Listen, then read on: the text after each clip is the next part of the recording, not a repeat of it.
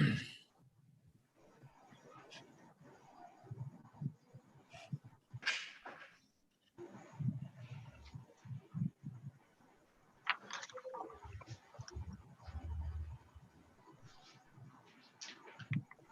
evening and namaste everyone. On behalf of Intas Pharmaceutical Limited, I, Dr. Mithilesh Nayak, welcome you all to this unique Diabetes Vascular Disease Symposia. In this symposia, to take us further and to moderate this symposia, we are having with us Dr. R.K. Aran. He is a senior physician and cardiodiabetologist from the city of Meerut, and he has a keen interest in the preventive cardiology. He is also recipient of various awards, including the Lifetime Achievement Award from the API as well as the Meerut branch. Also, we are having with us Dr. A. George Kosi. He is a senior consultant cardiologist from the God's own country, that is the state of Kerala. He is actively involved in the formulating the guideline for the management of cardiovascular disease in the Kerala state, and he has held various positions in the various cardiological bodies in the state of Kerala, and he is executive editor in the Journal of Indian Academy of Echocardiography. He is having rich experience in the field of cardiology. So I request both the moderator to take us further, and I request Dr. A. George Kosi sir and Dr. Aran sir to come live on the digital podium. So over to you, sir. Thank you very much, Dr. George. Can I take the privilege of starting the session, please? Please go ahead. Good evening and welcome, everybody. Friends, we are here in a very important and a very interesting, unconventional session to discuss a very important disease. I wonder if diabetes was a living person, how would you describe it? I would say she's a very layered person. When we feel we know everything about it, she just uncovers herself by a layer and throws a surprise on us. In my last nearly 5 decades association with this disease in its journey, I have crossed many milestones. I have watched crossing it many milestones. In the early 70s, when I was a postgraduate student, the diabetes was just a glycemic abnormality. And there was a big debate even whether we should treat it aggressively or not. And some believed that and there were some studies which showed that by treating it aggressively, this was counterproductive. It was only treated to prevent the diabetic coma and infections.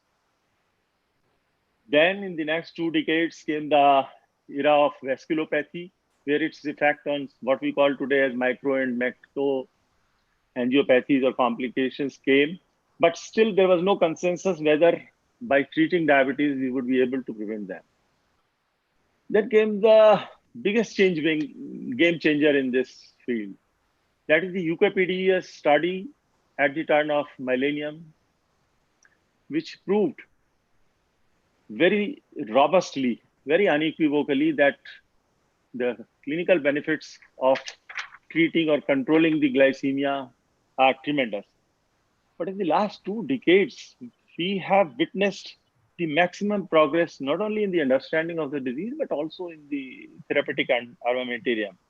And again, the biggest game changer was advent of incretins, which has turned the whole thing on its head. Interestingly, in a lighter vein, I would say diabetes is the biggest seductress in the town, taking every body organ under its spell, or rather its charm. The last acetone crumbling is the biggest endocrinal organ of the body, that is GIT. And the last virgin boy, that is the liver. I wonder if next 1 decade, we will be hearing more of diabetic liver than diabetic kidney and diabetic heart. So this is only apt to keep discussing, analyzing, and thinking out of box to stay ahead of this enchantress. Today's session is actually dedicated for this purpose. This session is not only unconventional in its approach and its content, but we have a galaxy of speakers with us to take us into this journey. Over to you, Dr. George, for your further comments and introducing the first speaker, please. I think the topic has been very nicely introduced. And we are having 5 different topics today. I would rather say that these are 5 gray areas in diabetes. And the first speaker, Dr. Sandeep Bansal, I don't think he requires any introduction. He is professor and head of the Department of Cardiology in Safdarjung Hospital, New Delhi. He was the physician to the former Prime Minister. I have met him in many conferences, and it's a pleasure listening to him. I would say that he is one of the very well-read persons I have met. Very clear idea about many things, and I'm very sure he will be able to give us a very clear opinion about the requirement for aspirin in people with diabetes. That is what he's going to speak today. The role of aspirin in secondary prevention, there's no controversy. But when it comes to primary prevention, the recent 3 trials and all, we are all aware. So which patients should be given aspirin for primary prevention in type 2 diabetes? Let us listen to Dr. Bansal, and I'm sure at the end of that, he will come out with a risk stratification tool or something like that, so that we will have a good guideline to follow. Dr. Bansal, please.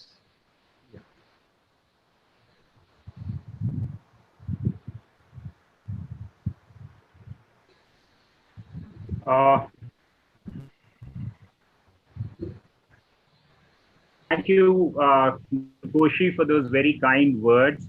And over the next about 12 to 13 minutes, what I propose to do is to sift over with everybody as to what is the evidence in favor of using aspirin in diabetic patients.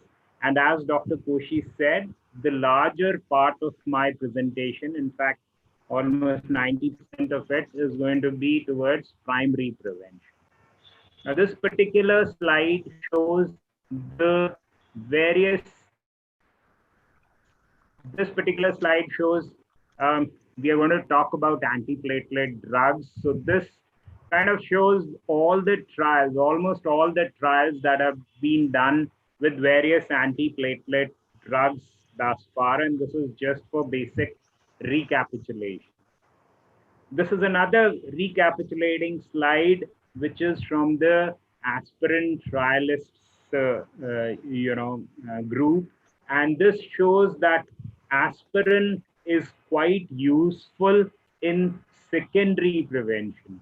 And we can see whether you've had a MI or a stroke, the aspirin causes a statistically significant reduction in problems. And also in those who are high risk patients without interventions, it causes that. But what we are talking about today is diabetes. And as we can see here, diabetes is a prothrombotic state, and platelets play, they play a very key role. They cause activation of the platelets through various mechanisms. So we have activated platelets, we have increased platelet turnover. So there's a fertile ground to believe that, there might be some usefulness of an antiplatelet agent like aspirin. So that forms the basic background. We're also aware that diabetes is associated with higher chances of myocardial infarction, of stroke, of amputation, and end-stage renal disease, representing the spectrum of micro and macro angiopathies. Now, and peripheral vascular disease. Now, we've been very fond of aspirin. This drug derived from the willow bark, this has been in use for over a century. And imagine people have even tried using low dose of aspirin for prevention of diabetes. Leave alone use of aspirin once diabetes has occurred. People have tried it using even in prevention of diabetes. And this paper is not very old. This is just about 10 years old.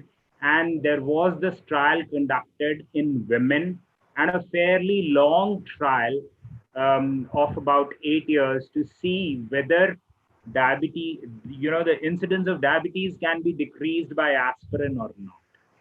So further, as there have been different trials, there have been several trials over several phases of medical history. It won't be possible to go through each one of them, but I'll sift through the important ones. But we also realize that over a period of time, as the evidences have been coming in, the evidence in favor of usage of aspirin in primary prevention has been changing. Now, this was about 10 years back, again in June 2010. This statement was given by the American Diabetes Association in conjunction with American Heart and American College of Cardiology. The basic facts were reiterated that diabetics are at 2 to 4-fold risk for cardiovascular disease. And once they are more than 65 years of age, almost 70% of them are going to die because of coronary artery disease. And the fact, again, was reiterated that because diabetics have an increased tendency towards incorporated thrombus formation and increased platelet activation, therefore, there is some ground for usage of aspirin, and that is what it was discussed. This slide shows the various trials which had been done by that time on the usage of aspirin in primary prevention. Some of this is essentially both diabetic and non-diabetic population. And what was seen at that time was that there was no statistically significant reduction. There was approximately 9% reduction in the coronary artery disease and about 10% reduction in stroke, but this was not significant. About the same time, a couple of years later, in fact, in 2015, this is a statement again from the AHA and ADA, which again reiterated that there was about a 10%, 9% to be precise, risk reduction in cardiovascular disease events. But this is associated with a twofold increase in the bleeding complications, particularly the gastrointestinal bleeding. So therefore, what is the basic crux that determines whether we can use what Dr. Koshy was saying? What is the basic crux that determines whether we should be using an aspirin tablet in primary prevention in diabetics or not is the balance between the thrombotic risk and the bleeding risk. And therefore, in 2015, they recommended, see, remember, this has never been a class 1 recommendation. So even in 2015, it was a class 2A recommendation with a level of evidence B and a level of evidence C from the ADA. If your 10-year risk of cardiovascular disease was more than 10%. So if you are a higher risk person within the segment of diabetes, which would mean you've had a long-standing diabetes, you have some complications of diabetes, or you don't have a manifest coronary artery disease, but you have a higher chance of getting coronary artery disease. Now, why is it that there was some hint, and I'll be coming to editorial by Dr. Paul Redker, which has been published. Some benefit was seen with aspirin in the physician's health study and the nurses' women's health plan. These studies were from a different era. These were when smoking was very common, blood pressure controls were less attended to and was suboptimal, and lipid care was actually non-existent. They were in the era when all these were not there. Now, another paper came around again the same time which actually, split these trials into their benefits in diabetic versus non-diabetic population. Now, as far as the stroke is concerned, again, this is the American Diabetes Association statement. So, as far as stroke is concerned, it was seen that there was no benefit in the diabetic population. You can see the p-value here, 0.86. However, there is a tendency towards benefit in the non-diabetic population, though statistically still not significant, and the overall benefit does not exist. When you look at mortality in diabetic population, there is no benefit, but in non-diabetic population, there is a benefit, and that drives the benefit in non-diabetic population, drove the overall benefit in mortality in usage of primary aspirate. Again, in myocardial infarction, it was seen that though in the diabetic population there was no benefit, overall there was a significant reduction in myocardial infarctions also based on the available trials. Now, switching gears, as I said, there have been several trials, but it'll be worthwhile only to take the important ones. One trial was this JPAD trial, which comes from Japan. The trial got over in 2008, but approximately 8 years later, they published a 10-year follow-up of that group also. What was seen was that there was no benefit of using aspirin. If at all, the cumulative cardiovascular events had a tendency to increase in the aspirin group. And also, there was a statistically significant higher GI bleeding. Again, reiterating what we have been talking about. In last two, there was further sub-analysis. People said, can we identify people who are going to benefit? As it stands, as Dr. Aaron said, we have been fixed in our ideas with glycemic control. So the people analyzed it on the basis of degree of, glycemic control. So you had a population where people were already on insulin and required, had worse glycemic control, and there were people who were controlled on diet alone. Surprisingly, the statistically significant benefit came only in the diet alone. This is one observation that is surprising and contrary to all the major recommendations, but this is some observation which deserves a mention because this was not a small number of patients, they were large number of patients. There have been 3 trials in the last about 2 years ago, and the ASCEND trial, the ASPRE trial, and the ARRIVE trial, of which this ASCEND trial, and this is the summary slide of the ASCEND trial, was presented at the European Society of Cardiology in 2018. And as we see, this had about 7,800 patients. What has been seen is that when aspirin, a low dose aspirin of 100 milligrams was given to patients who were diabetics,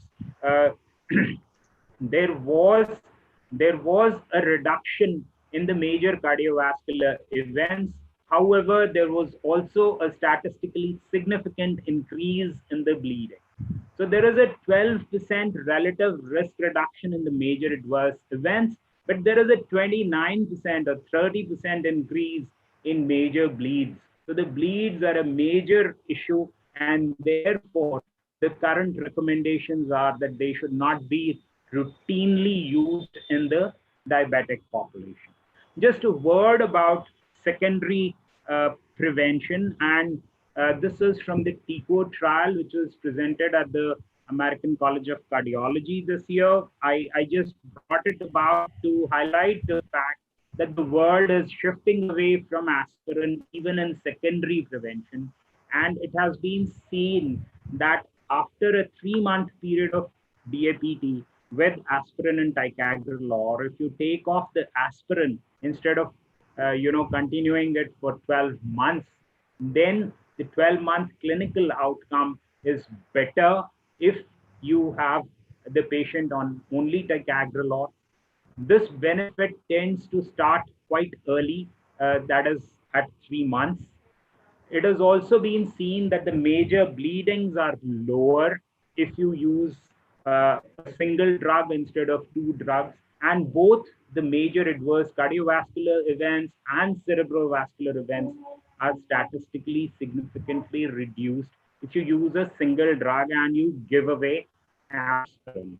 So the world is now trying to shift.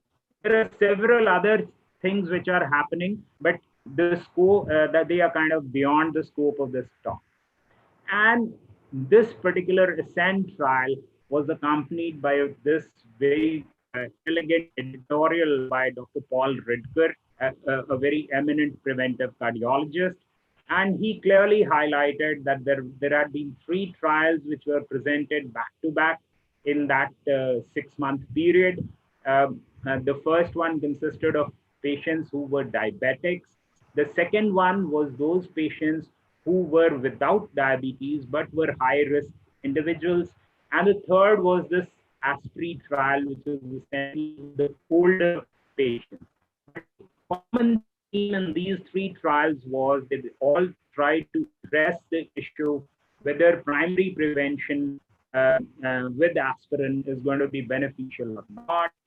And by 2018, we have had 14 primary prevention trials. A large majority of these are in the diabetic population. Now, and we see that overall the relative risk is 0.97. That is, there is absolutely no benefit. And these were the conclusions that Paul Ridker suggested. He said that for secondary prevention, because the risk is largely determined by the extent of atherosclerotic disease, benefits of aspirin perhaps outweigh the risk of bleeding. In contrast, for primary prevention, the risk is determined largely by age and presence or absence of diabetes. So the prophylactic aspirin is useless. Therefore, beyond diet, maintenance, exercise, and smoking cessation, use of aspirin is useless. And even in the diabetic population, based on the ASCENT trial, it is not useful to use it in everybody, and it is better to use a statin instead for primary prevention. Now, just about 2 months ago, there is a group from China which actually analyzed all the guidelines which have been given for usage of DAPT and also for aspirin. And they kind of saw as what, how many guidelines recommend the usage of aspirin or antiplatelet agents and how many do not recommend.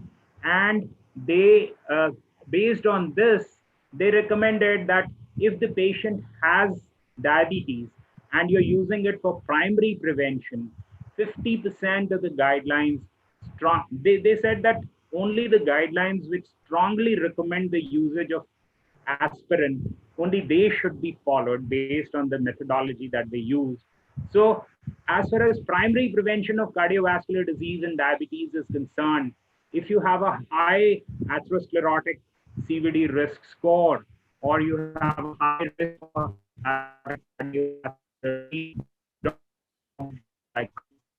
and also your age, which will determine your risk, 50% strongly recommended that aspirin may be considered.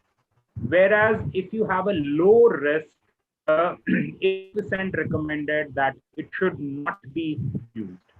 Whereas for secondary prevention, majority still continue to recommend that you should use the DAPT at least for 1 year. That's the broadest recommendation. Although, as I said, there are a lot of studies now to show that the period of DAPT can be short. So, if you have a patient who's diabetic if he has a history of ASCVD to secondary prevention, so this patient is recommended for whatever duration. We can use proton pump inhibitors to decrease the chances of GI bleeding.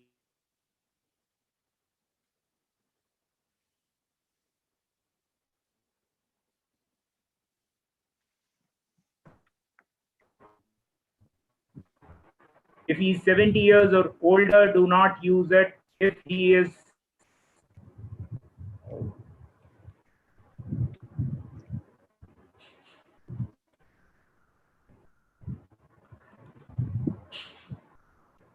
so if he is older, if he is low risk, or if he has an risk of bleeding, then do not use it.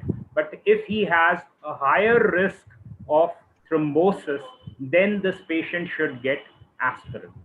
And this is my concluding slide, which clearly shows the recommendations of 2019 from the American College of Cardiology. And it is said that aspirin should be used only for very high risk prevention, for very high risk patients for primary prevention in diabetic population. I thank you for your kind attention, and I'll take questions as they come. Thank you. Thank you, Dr. Bensal. I think your talk was very clear. In secondary prevention, aspirin is certainly indicated. In primary prevention, ordinarily it is not indicated, except in exceptional situation where the individual has very high risk and the risk of bleeding is negligible.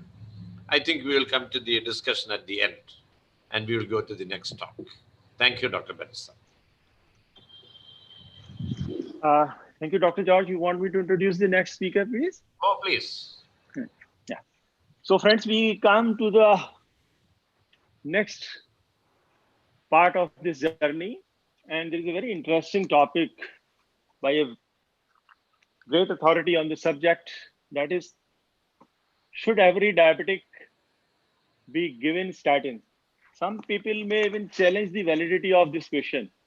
There are some rabid supporters of statin who would see that every diabetic patient gets statin, but if not for the burden and the cost of it, they would like to give it to every person. But we need to examine the issue in detail.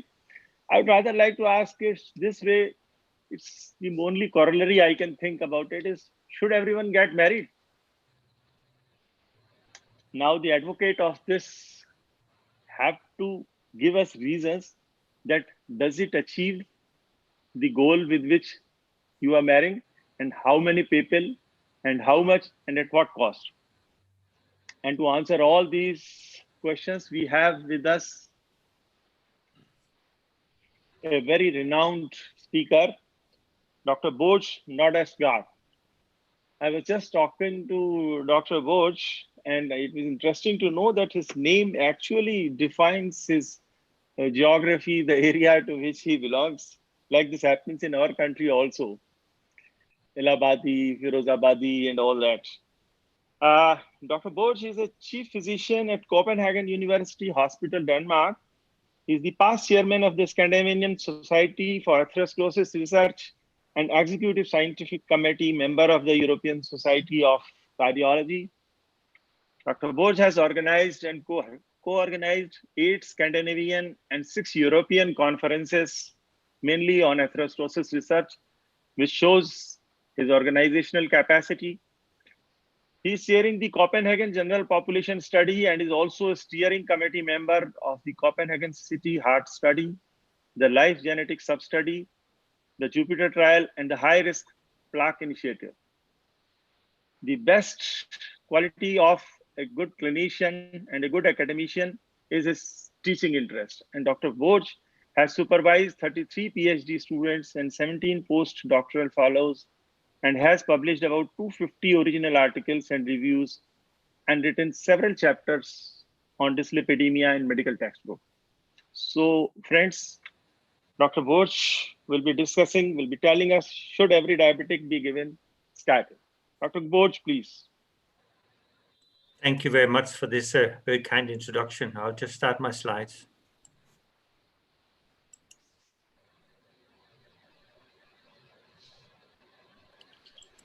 So first of all, thank you so much for inviting me to give this talk. I'm very honored to give a talk to many clinicians in India.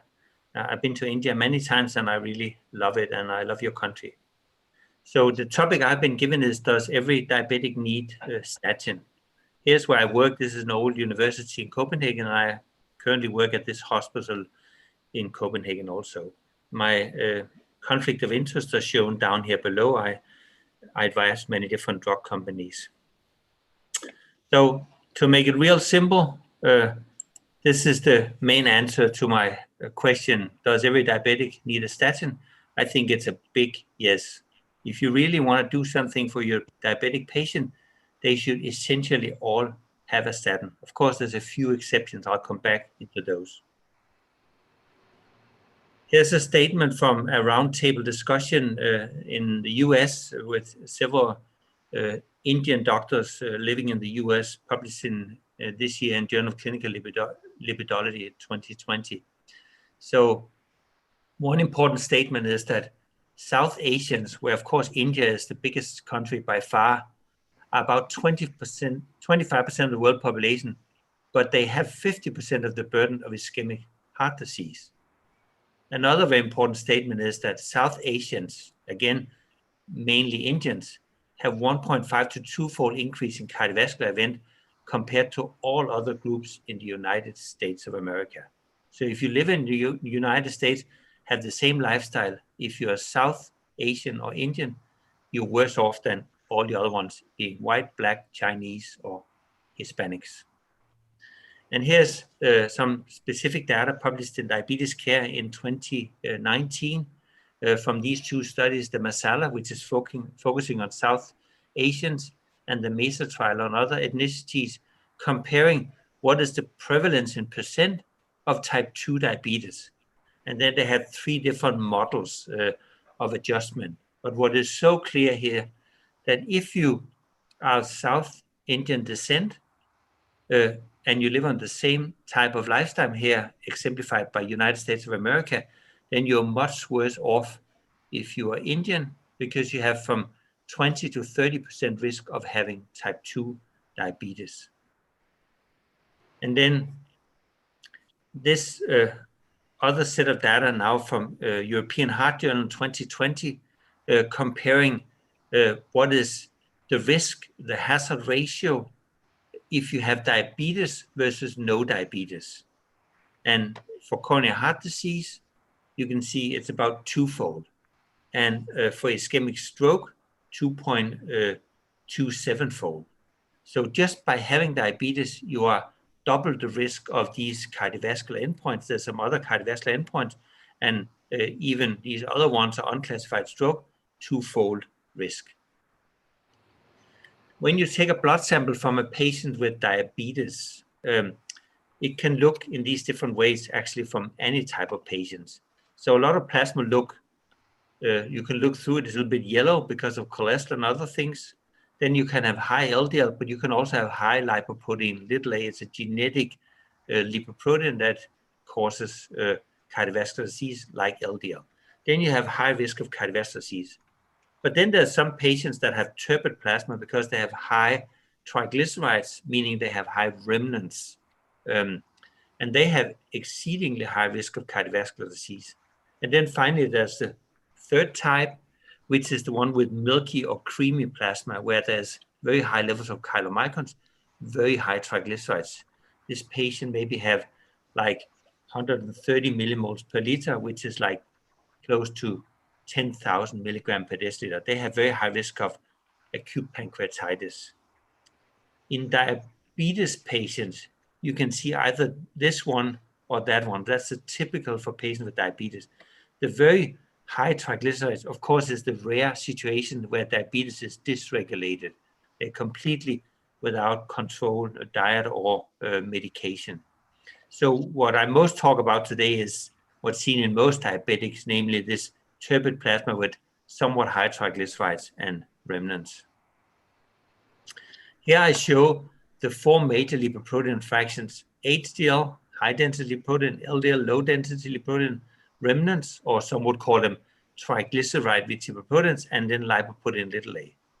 In normal clinical practice, we measure HDL cholesterol, so it's the cholesterol shown here in yellow. We measure LDL cholesterol, again, the yellow part of LDL. And then for the remnants, we just get a measurement of triglycerides, which is really triglycerides in all the particles. But if it's elevated, it's a marker of high remnants. I like to calculate the cholesterol content of these particles by saying remnant cholesterol is just total cholesterol, meaning all this cholesterol, minus LDL, minus HDL. So it's the cholesterol in the very large lipoproteins.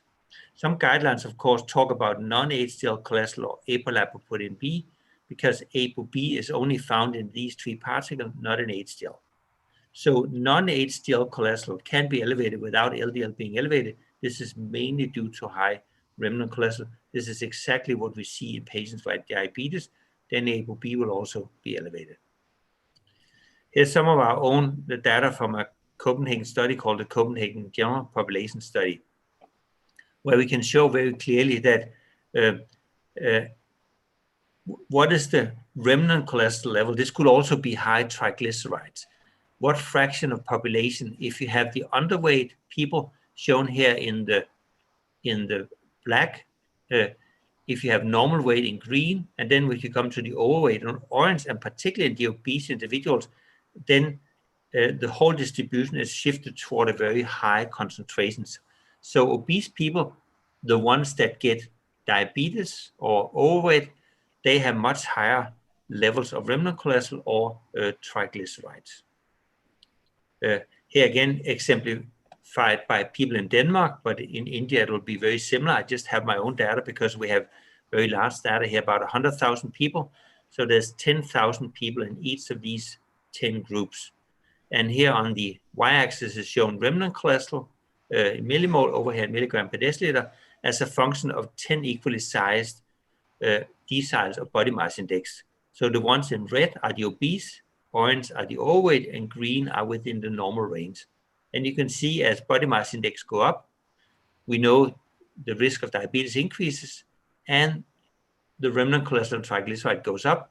The R square here is like 12%. So 12% of all high triglycerides and remnant cholesterol are explained by high body mass index.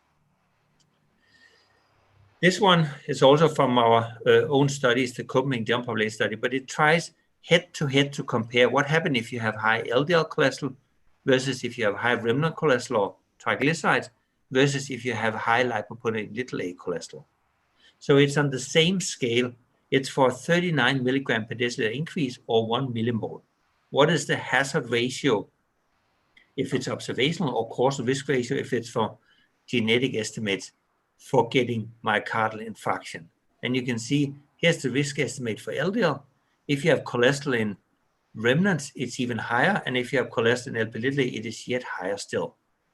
The genetic estimates shown here, they are all on the right side of the observational, telling us that these are all causal relationships. So we know LDL is causally related, remnant cholesterol is causally related, and lipoprotein is causally related to risk of myocardial infarction.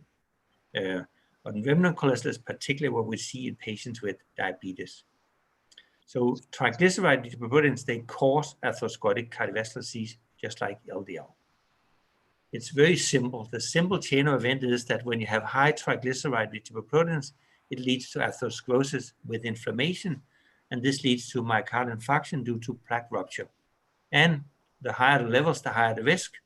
And we have data now, for example, from something called the REDUCE trial, also from sub-analysis of fiber trials, that if we reduce triglyceride lipoproteins, that leads to lower risk of myocardial infarction and other atherosclerotic cardiovascular disease. Here's just some epidemiology data from our 2 Copenhagen study, the Copenhagen City Heart Study, Copenhagen General Population, about 100,000 people. There's 3,300 myocardial infarction events, and we checked they're 99.5% correct. And here we took a single measurement of triglycerides, and we followed from people from a few years up to 35 years. And you can see as triglycerides go up, here the top group being above 528 milligram per deciliter or 6 millimole per liter, then you have 5-fold risk of myocardial infarction compared to if triglycerides is less than 1. So 5-fold increased risk by a single triglyceride measurement. The triglyceride measurements that many doctors tend to not look at so much, they more focus on LDL. And here's the same type of analysis just now for ischemic stroke, 97,000 individuals, 3,000 hand-validated stroke.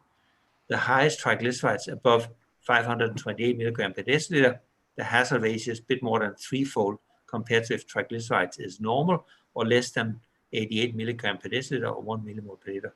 And here's, because in Denmark we have 100% complete registry of all-cause mortality, and everybody that lives here, it's a very small country, very well registered, 98,000 individuals, 15,000 deaths. If triglycerides is above 528 milligram per deciliter, the risk of dying early on is 2.3-fold compared to if triglycerides is very low. How common is it? Well, it's very common in diabetes. There's lots of data, but here I just try to show for you in a population like the Danish, again with about 100,000 people.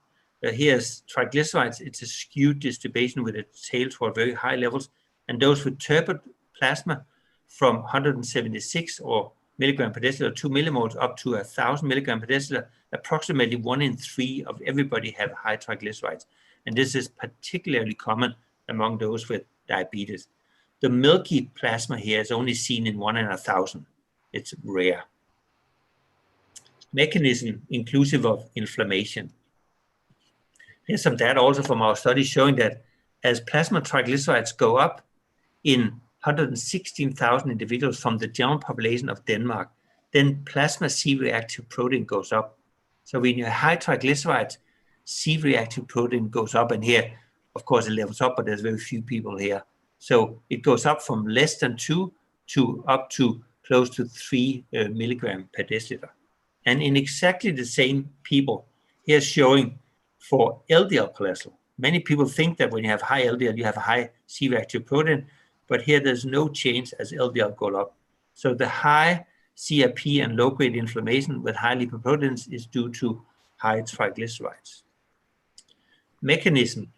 We know that LDL can come into the arterial intima from plasma, and some can leave again, and here it can cause atherosclerosis, of course, through modification and uptake. But remnants, the triglyceride lipoproteins, can also come into the arterial intima, while the very large particles like chylomicrons, they are too large to enter into the intima. Upon entrance into the intima, lipoprotein lipase will degrade triglycerides into free fatty acid and monoacylglycerol, and this will lead to inflammation locally. Explanation of the data I showed you before. And also, remnants can be taken up to macrophages directly. They don't need modification. Foam cells that also lead to intimal inflammation. And now, finally, on treatment. There's no doubt, all the recommendation and evidence, if you can give, please use high-intensity statin to the majority of your diabetic patients. That's the best you can do for them. Lower LDL cholesterol by up to or more than 50%. And this is atorvastatin 40 to 80 milligram or rosuvastatin 20 to 40 milligram. And if for some reason you want to use a little bit less, use atorvastatin 10 to 20 milligram or rosuvastatin 5 to 10 milligram. These other statins are less potent and certainly less triglyceride reducing than atorvastatin and rosuvastatin. The evidence behind statins working in diabetes come from this cholesterol treatment trialist collaboration CTTT publication in The Lancet in 2008, where they looked at the efficacy of cholesterol-lowering therapy in 19,000 people with diabetes from 14 randomized trials. It's a meta-analysis. So what's showing here is per 1 millimole or 39 milligram per deciliter lower LDL cholesterol using statins. What do you get? Well, for major coronary events, in those with diabetes, this is the risk estimate. For those without diabetes, this is the risk estimate. So it's very similar. And again, for coronary revascularization, whether you have diabetes or not, the relative risk reduction is the same for 1 millimole reduction. Stroke risk is the same. And if you look at all major cardiovascular events, very similar risk estimate. But you have to remember that those with diabetes have a 2-fold risk compared to those without. So on an absolute scale, diabetics get much more out of it than non-diabetics. Also important from this publication, when you stratify based on baseline risk factors, for the same 1 millimole per liter of 39 milligram, there's lower LDL cholesterol. And of course, if you use 2 millimole per liter lowering, then you get maybe the double effect, a better effect. So whether you have type 1 or 2 diabetes, it's the same effect. Men or women, similar, below or above 65, whether you have hypertension or not, body mass index less than 25, overweight, obese, irrespective of systolic blood pressure, irrespective of whether you smoke or not, what is your EGFR, what is your predicted major cardiovascular risk. All these risk estimates show a benefit of giving statins. So everybody benefits from getting a statin, and the P for interaction tells here that there's no difference between the groups. What does guidelines say? Well, here I chose to show you from the recent American guidelines, the 2018 report from the American College of Cardiology, American Heart Association Task Force on Clinical Practice Guidelines, Scott Grundy being the first author. They simply say that in patient age 40 to 75 with diabetes mellitus and an LDL above 70 milligram per deciliter, start moderate intensity statin therapy in everybody. And now here I've tried to summarize. Of course, this is a very complicated slide, but I'll walk you through it. This is all the major guidelines in Europe and in America, in North America. So here's the British UK 2016 NICE, here's the Canadian 2016 CCS, here's the European 2019 ESC/EAS, and the US 2018 ACC AHA. And of course, for secondary prevention, all these guidelines say use statins. The European has some, LDL has to be above something, but the other ones say just give a statin. For the primary prevention, there's those with likely familial hypercholesterolemia. Most of them say roughly if LDL is above 190, 193, 190, 190, use a statin. And when you come to diabetes, they all four say that please give a statins to almost everybody with diabetes. There's a few exceptions, but everybody should have a statin. There's also the one with chronic kidney disease. There's some different definitions of when they want to use it. And then for the remainder, for primary prevention, then you want to look at the absolute 10-year risk in individuals aged 40 to 75. You use different risk calculators, and then you mix that together with some LDL cholesterol levels, whether you give a statin or not. Now I just focus a little bit on the European guidelines. This is a key figure in the latest ESC/EAS 2019 guidelines, where they on the y-axis tell about what should be your target for LDL cholesterol, and on the x-axis, what is the risk. What I want to show you to here that they show there are low risk people, there's moderate risk people, there's high risk people, and there's very high risk people where you want to go down to 1.4 millimole, high risk 1.8, and moderate 2.6 in LDL cholesterol. But look at all the diabetes that's looked in here. So here, very high risk, this is diabetes mellitus with target organ damage, more than 3 major risk factors, or early onset of type 1 diabetes with long duration, more than 20 years. The high risk, which still tells get lipids down a lot, it's diabetes mellitus with or without target organ damage with diabetes duration more than 10 years or other additional risk factors. And then for the moderate risk, young patient with type 1 diabetes less than 35 years, type 2 diabetes less than 50 years, with diabetes mellitus duration less than 10 years with other risk factors. But they should still, all these should still have a statin if they're above these levels. The latest this year, also European Society of Cardiology, now together with EASD, the European Diabetes Society, published in 2020 in the European Heart Journal. I'll walk you through their recommendation. So these up here are 1A or 1B. So statins are recommended as first choice lipid-lowering therapy in patients with diabetes mellitus and high LDL levels. Administration of statins is defined based on CV risk profile of the patient and the recommended LDL cholesterol or non-HDL target, just like you showed you before. If the target LDL-C is not reached, combination therapy with ezetimibe is recommended. And then in patients at very high CVD risk with persistent high LDL cholesterol despite treatment with maximal tolerant statin in combination with ezetimibe, in patients with statin intolerance, a PCSK9 is recommended. However, the majority of patients will be up here. Then lifetime intervention with focus on weight reduction and decreased consumption of fast absorbed carbohydrate and alcohol and fibrates should be considered in patients with low HDL and high triglyceride levels. Intensification of statin therapy should be considered before the introduction of combination therapy. Statins should be considered in patients with type 1 diabetes at high cardiovascular risk, irrespective of baseline LDL-C levels. And then statins may be considered in asymptomatic patients with type 1 diabetes beyond age 30, but it's not generally recommended. It's only 2BC. And then there's something you should not give. You should not give statin to women of childbearing potential.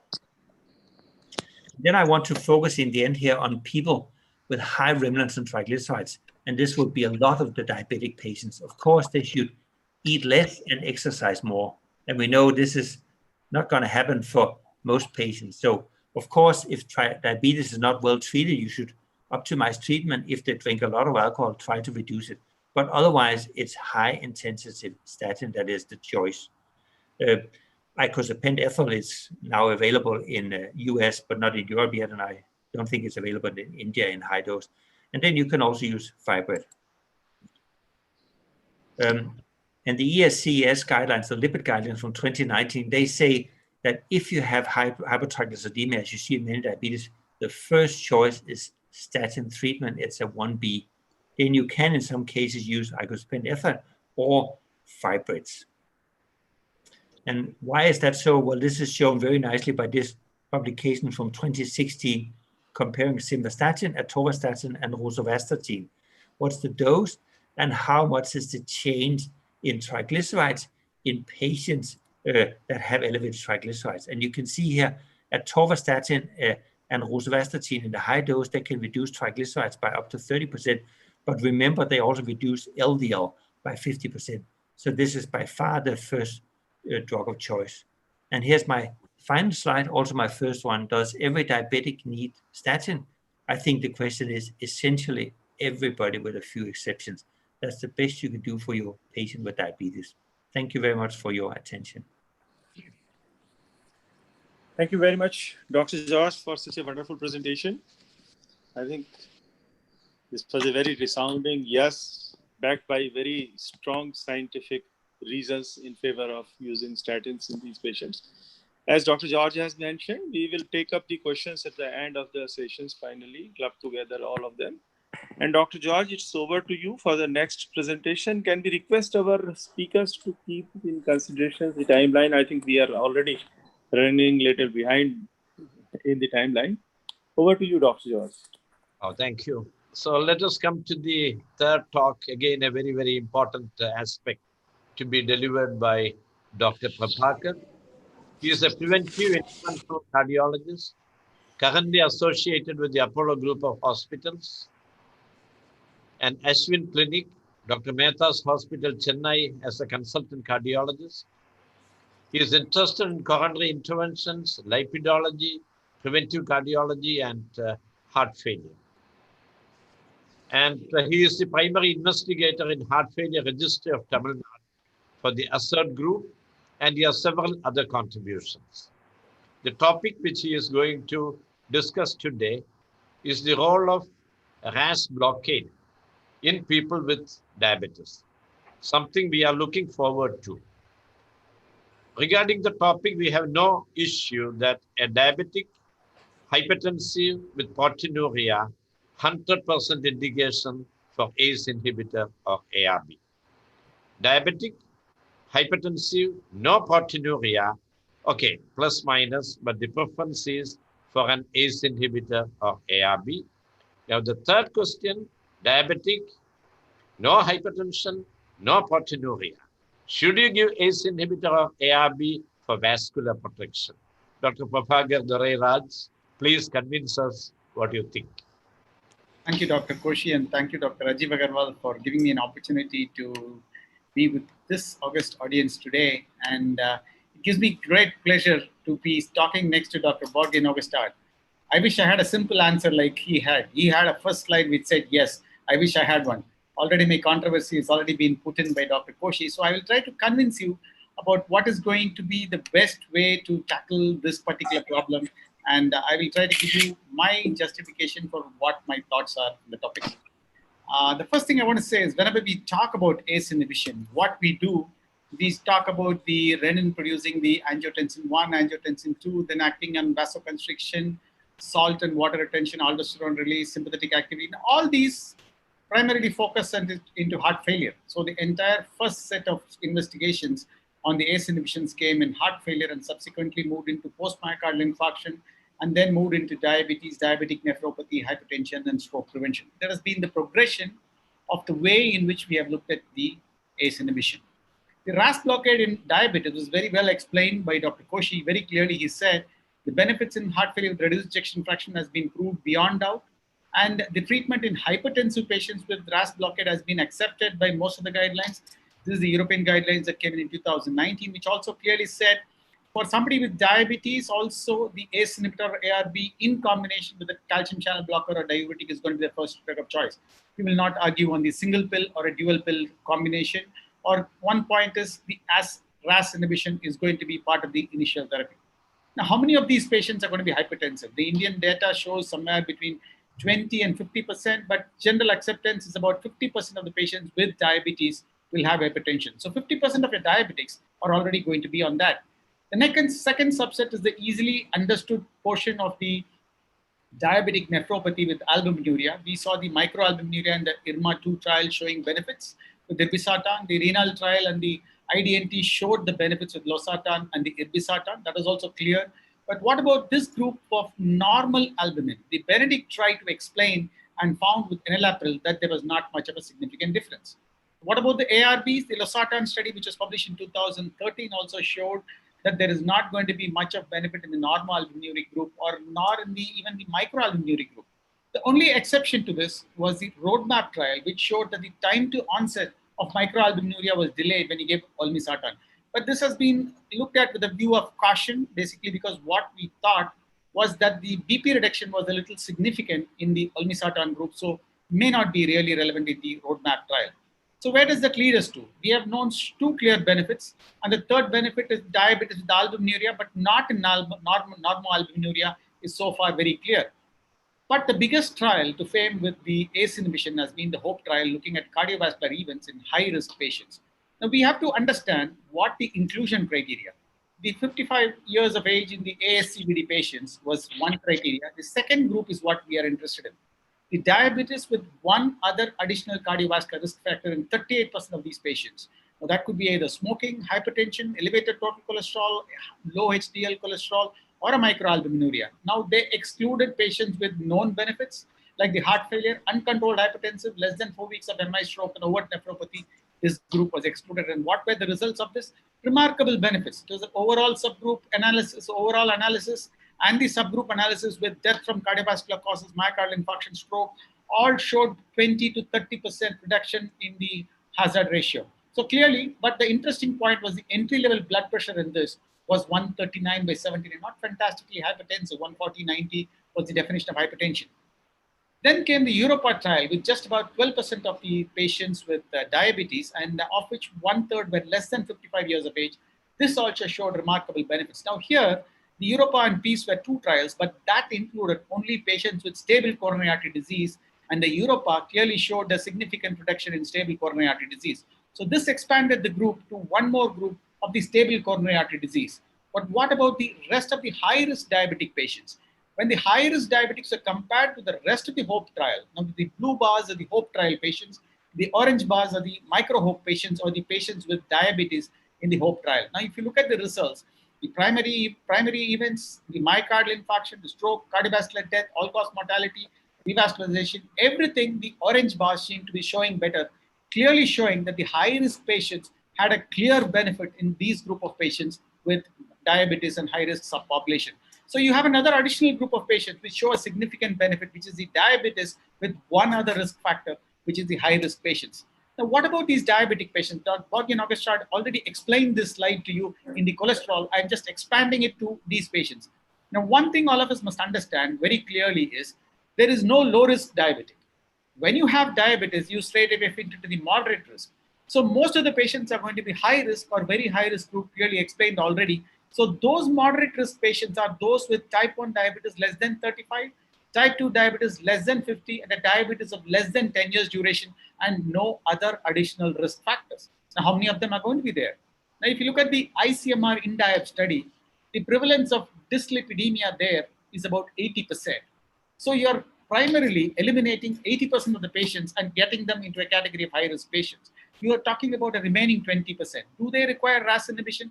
For that, I think we need to understand a little bit of the RAS inhibition, how it works. We came up to the angiotensin 2. Now, the angiotensin 2 has two receptors, the 81 and the 82. They are counter-regulatory. Now, the 81 has two effects, the hemodynamic actions and the non-hemodynamic actions.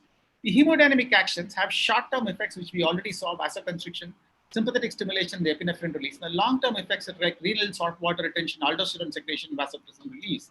So this is going to produce hypertension. In non-hemodynamic effects are the tissue effects, and the tissue RAS inhibition is one of the best effects that could happen with the RAS inhibition.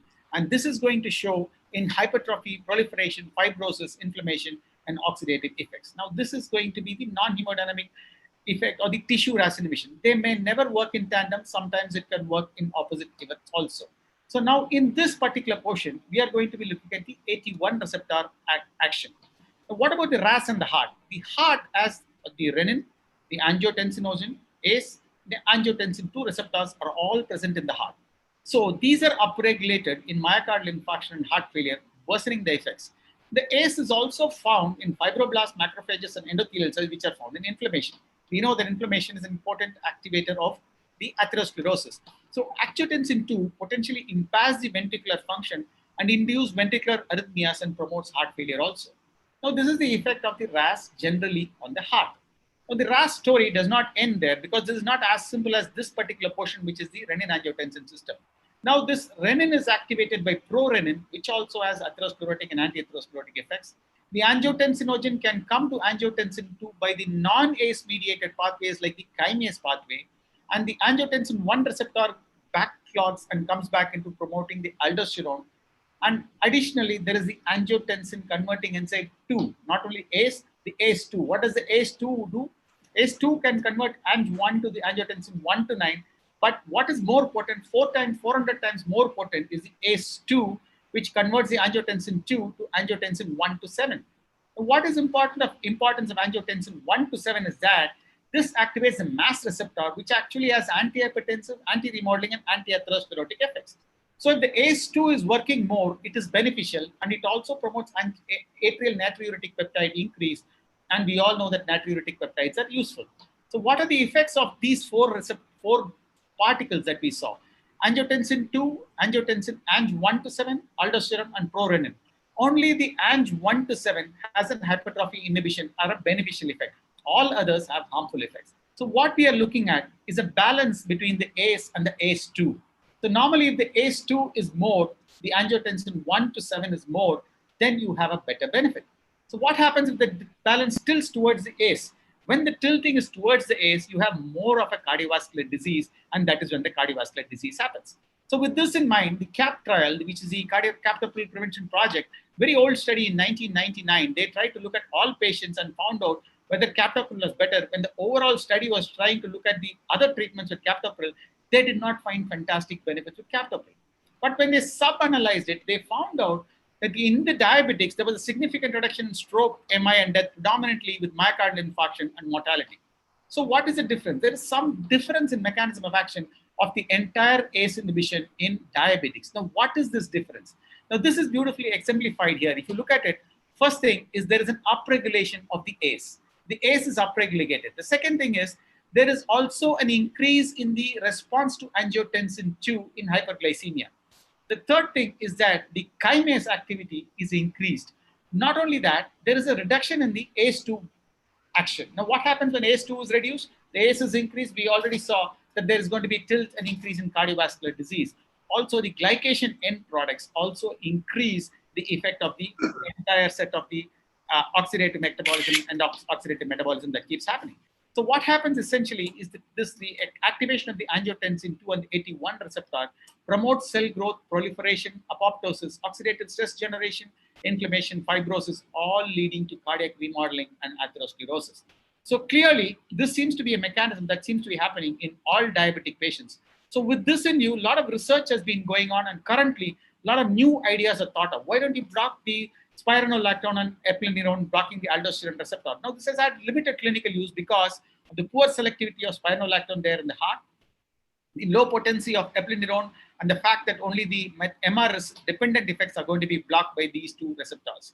Renin and prorenin inhibition is also being tried with aliskiren. Was not very successful, but it has been tried.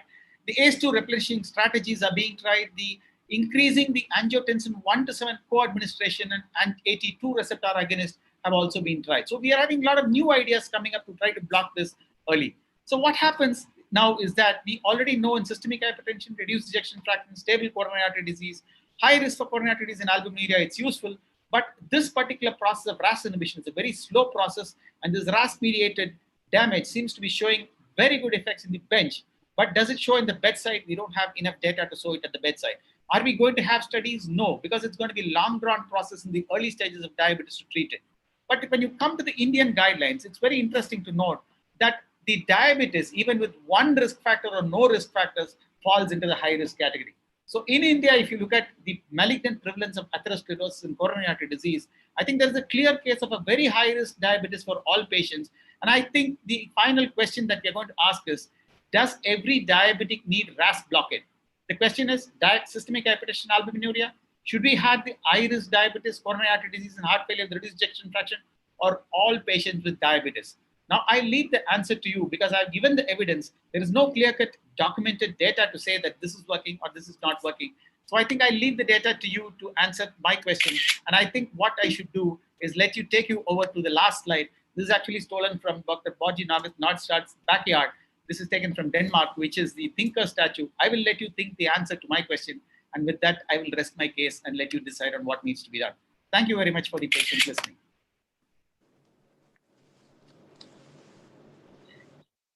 Dr. Koshi is smiling. I think he's had a very good... I think you have done a wonderful job because you have given the evidence. So it is for the audience to analyze whatever data has been given and then take a very reasonable decision. We will come back to you during the question and answer session. Thank you very much. Thank you, Dr. George. Now we take this journey from India to again back to Europe, where Dr. Bohm will be talking to us about SGLT2 inhibitors. Should every diabetic be given SGLT2 inhibitors? You see, SGLT2 inhibitors are the youngest block on the kit, but they are already superheroes. They have established themselves very firmly in the front line of the treatment in diabetes. Whether every diabetic patient deserves them, need them, and has scientific reasons to be given, Dr. Michael Bohm will be talking to us about it. Dr. Michael Bohm is a cardiologist, University of Saarland, Germany. He's the president of German Society of Cardiology. He has been assistant and associate doctor of internal medicine and cardiology at the University Jeu Cologne in Germany. Dr. Bohm's special interest includes pathophysiology and therapy of heart failure. In particular, he is involved in studies on signal transduction in the failing heart and in vascular biology. Dr. Bohm has been the principal investigator in several international multi-center studies. He has written more than 350 original papers, book chapters, and review articles. He is a reviewer for most recognized scientific journals in the cardiovascular field and chief editor, clinical research in cardiology. I request you, Dr. Michael Bohm, to please enrich us about this controversial topic, whether every diabetic should receive SGLT2 inhibitors. Over to you, Dr. Michael Bohm. Oh, thank you very much.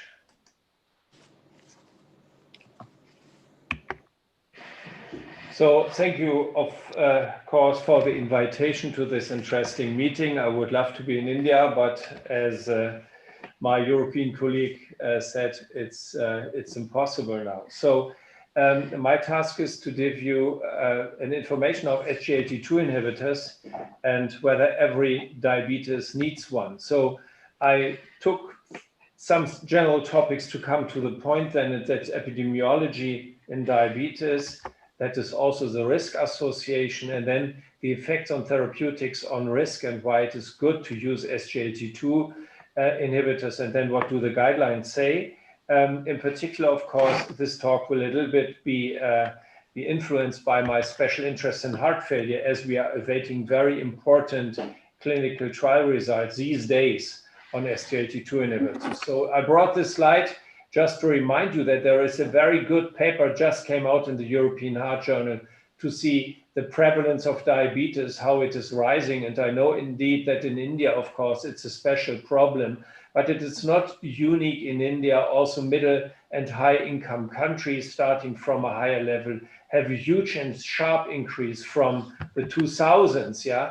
And the prevalence of obesity goes more or less in parallel. It started earlier, and you can see here again at the 2000s, there is a steepening of the curves, and so that is our major problem.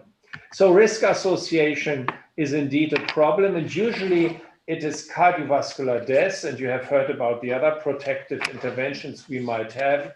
You can see that depending on when the diabetes is starting from 40 or later in life, there is a huge numbers of years lost in patients, and you can see that it is approximately the same, however, slightly more in women, according not only to cardiovascular death, but to all-cause death. You can see also there is an association to cancer death and non-cancer, non-cardiovascular death, and of course, death from cardiovascular disease. So that is a problem we are facing. And when there is a previous comorbidity like coronary artery disease, then you can see that diabetes, here this is taken from the guideline, which I will focus a little bit later on, there is always an add-on risk of all these coronary artery disease and stroke subtypes in diabetes patients. And that is the reason why we discussed already the effects of statins, aspirin, and other interventions in patients with diabetes, because of course, as the risk is high, there is more risk to take away. And therefore the risk reduction in absolute terms, not always in relative terms, but in absolute terms, is usually higher. Now here you can see what happens in people with type 2 diabetes and cardiovascular disease. And this is the 5-year risk of death.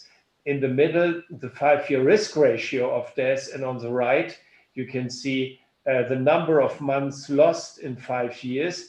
And this is when there is, according the other comorbidities which we are addressing in the diabetes population coexisting. And you can see if there is a previous stroke, a previous ischemic cardiomyopathy, heart disease, or a chronic kidney disease, there is approximately a doubling of these catastrophic numbers in patients with diabetes. Now, why are we focusing on heart failure? And this is here from Scandinavia, and Borge knows, of course, this study. Patients with no risk factors are here. Here are patients with 5 uncontrolled risk factors on the bottom, and here patients with all controlled risk factors. And what you can see for ischemic events, and this is the excess mortality, and this is acute myocardial infarction, the risk by control of vascular risk factors can be neutralized, although when they are not controlled, there is an excessively high risk. However, when you look at heart failure, you can see here, for comparison, the neutralized stroke risk, but the risk for heart failure cannot be antagonized. There is still a 2.4% excessive risk for heart failure, and it amounts to 11-fold increase when in the diabetes patients it is not controlled. So this is a residual risk here. So what is the effect of therapeutics on risk? And here I would take a little broader approach and start, which is a little bit a German habit, and this is the treatment of diabetes patients with insulin. So this is here the risk of heart failure on insulin and the use of insulin has a significant increase, independent increase of risk from registry data. So we need alternatives, and we'll come to SGLT2 in a minute, as indeed there appears to be a risk in registries. However, looking into heart failure trials, which is shown here, Wallheft, Corona, Gizi, and Atmosphere, you can see the application of diabetes increases the risk approximately by 30% with different adjustments here, and this is the increased risk of heart failure hospitalization. So in Germany, it's particularly important that insulin is enhancing the risk, as we have a very high use of it. And the same holds true here for many other trials and drugs like rosiglitazone and also pioglitazone, which have been shown neutral or slightly beneficial effects on cardiovascular outcomes, but an increase in heart failure hospitalization rates. So there is indeed a big difference between the different drugs. And then the SGLT2 inhibitors indeed had been the first drug who showed not such an effect, a neutral or an adverse effect. So the FDA demanded safety trials for all new oral antidiabetic drugs. And this is the trial of SGLT2, of the first one, which is empagliflozin. And this is the data from the EMPERIC outcome study. And this was a safety trial in a large number of patients. And what you can see here, that indeed the primary endpoint, which was MI, stroke, and all-cause and cardiovascular death, they are positive. So there was a 14% risk reduction.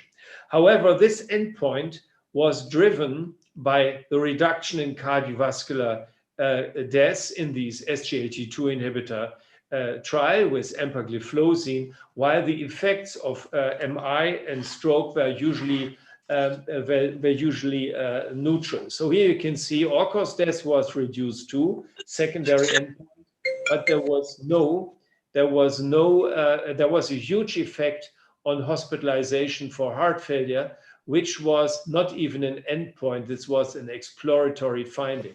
So SGLT2 inhibitors more affect cardiovascular death and heart failure endpoints, and which is not on my topic here, GPLP1 agonists have more a striking effect according to the LEADER trial, and also now the new trials with semaglutide, they focus more on vascular death. Now here you can see what happens. All the trials for the diabetes drugs have been neutral or some increase in heart failure hospitalization, but SGLT2 was indeed positive. There is a second issue here, and this is the effect on the kidney. So vasodilation, as it occurs in early diabetic nephropathy, produces hyperperfusion, scarring, inflammation in the glomerulus, and therefore it could be influenced by also doing, beside an unloading of the glomerulus by dilatation of RAS inhibitors, it could potentially, when used early on, by reducing the filtration pressure here by a little bit of vasoconstriction here. So what are the SGLT2 inhibitors doing? And you can see glucose is filtered here, and it belongs to the, it comes to the proximal tubule, and 90% of the glucose is reabsorbed by SGLT2. There is some expression of SGLT1, but that is negligible.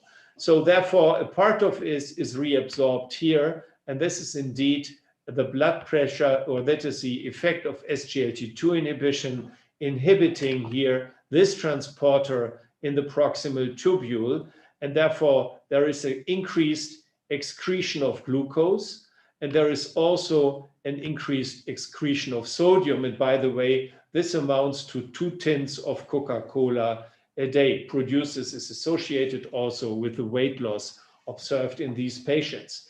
And here you can happens what is indeed was observed, and that is a protection of the kidney. So the juxtaglomerulus apparatus senses sodium, and that produces by the tubuloglomerular feedback a vasoconstriction in the vas afferens, and in particular together with the RAS inhibitors, you can see that there is a certain degree of nephroprotection. This is a placebo with and without heart failure. I took the heart failure sub-study here, but there are many studies on the way, and one will be presented in a couple of days with dapagliflozin. DAPA CKD will be presented at the ESC Congress in a couple of days. So here you can see indeed that the progressive increase of renal events, doubling of creatinine and end-stage renal disease, or drop in GFR by 40%, is markedly attenuated in patients with the comorbidity heart failure and in patients with diabetes. So there is a strong effect on diabetes. And when then one takes a look on SGLT2 inhibitors, DPP4 inhibitors, and GLP-1 agonists, you can see that indeed these drugs, as mentioned before, unlike insulin, is indeed able to reduce against control, most strikingly, the heart failure events. I've taken these, but also, of course, cardiovascular deaths. When they are compared to DPP4, there is an even stronger effect of SGLT2 compared to the others. When they are compared against GLP-1 agonist, you can see this striking effect, and SGLT2 inhibitors are usually all over the place, superior to all these other controlled GLP-1 and GLP drugs. So therefore, apparently, there is a beneficial effect throughout. Now, what about heart failure? I started with saying that heart failure cannot be modified by controlling vascular risk factors. The secondary or exploratory endpoint in the EMPEREC outcome study, but also the heart failure reduction in DECLARE, has paved the way to do a heart failure study. And this study was finished end of last year and published in the New England Journal of Medicine. And interestingly, you can see that patients with heart failure have an event rate with and without heart failure, approximately 40 to 60%, 40% diabetics. They had a 25% event rate of cardiovascular death, heart failure hospitalization, or emergency visits for heart failure. And when an SGLT2 inhibitor is used, then you can see that this is markedly reduced, and this is a 26% relative reduction with a very low p-value. So the likelihood of error is low, and a quite small number needed to treat of 21 to prevent one death, heart failure hospitalization, or emergency room visit. So that, I think, is a very clear finding with the SGLT2 inhibitors. And there was a press release that a second study, which is the EMPEROR Reduce program in heart failure patients, is positive, and these data will be presented on Saturday at the ESC in the hotline, EMPEROR Reduced. Now we have an effect through all these diabetes patients. We have an effect in patients with heart failure with and without diabetes to the same extent. So what do the guidelines say? So first of all, you can see empagliflozin, and this is a group recommendation, canagliflozin and dapagliflozin are recommended with a class 1A recommendation in all patients with type 2 diabetes and cardiovascular disease at very high risk, because that was an inclusion criterion in EMPEREC, and also less so in the DECLARE study, where the patients had a little bit more risk, but they were at high cardiovascular risk. And it was shown that cardiovascular events are reduced. So the recommendation is cardiovascular events, which is cardiovascular death, MI, and stroke. It is the composite. However, I said before, the heart failure endpoints and cardiovascular death are even stronger expressed, but they have taken here in these guidelines the composite endpoint for this outcome. Also, I mention it because we have it not on our list, is liraglutide, the LEADER trial, and semaglutide will be located here as well, and dulaglutide. They have also a recommendation for cardiovascular disease events, and this is more located on the vascular side, in particular myocardial infarction. So we have these drugs have a very strong recommendation. And here you can see what the guidelines said, and this is the ESC guidelines, they play rules. So they just consider the evidence which has been raised. And you can see SGLT2 or GLP-1 to start with as monotherapy for diabetes in cardiovascular high risk. These raised in my country a lot of discussions because people usually are very much liking for 100 years now metformin, which is shown here. And in patients without such a high risk, metformin should be started because that is where more experience, and I'm not sure about evidence, but experience is. And then the other drugs should be combined. And also, if a patient here is on metformin, then the guidelines argues that SGLT2 should be added to this, and of course GLP-1 receptor agonists. Yeah, here you can see the same thing when they are treatment naive, and now you can see where indeed insulin is quite down here for these recommendations.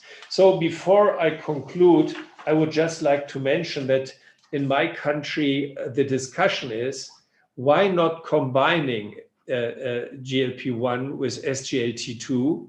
And the reason why it's not recommended in our view is that there is no study on that. So there is no evidence. However, for patients are more prone to develop heart failure, SGLT2, I think, is a more likely drug to start with.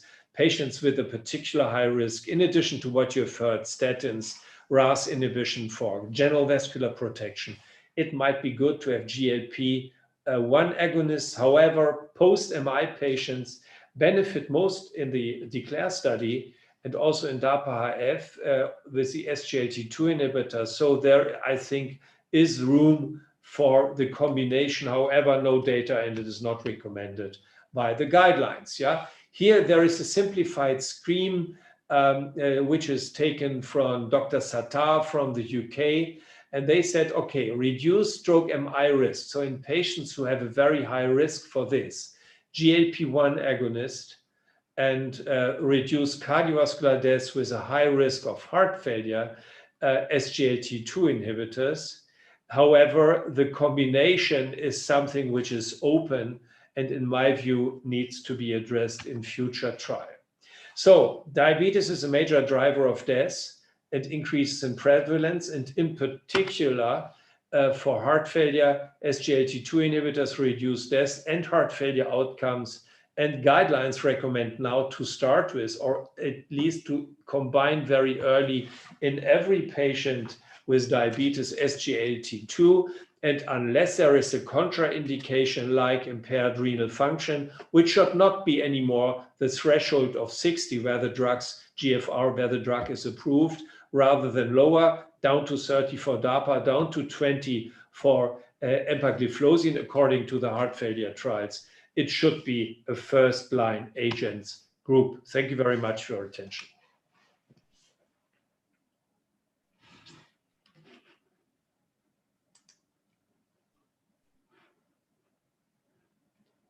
You are still unmuted. If you, we cannot hear you. You need to unmute. No, I'm not starting. You have to leave the.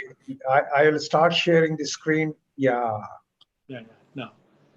Thank you very much, Dr. Michael Broom, for leading the case of SGLT2 inhibitor with such clarity and convictions. And you have put forward a very remarkable and novel suggestion of combining the two incretins.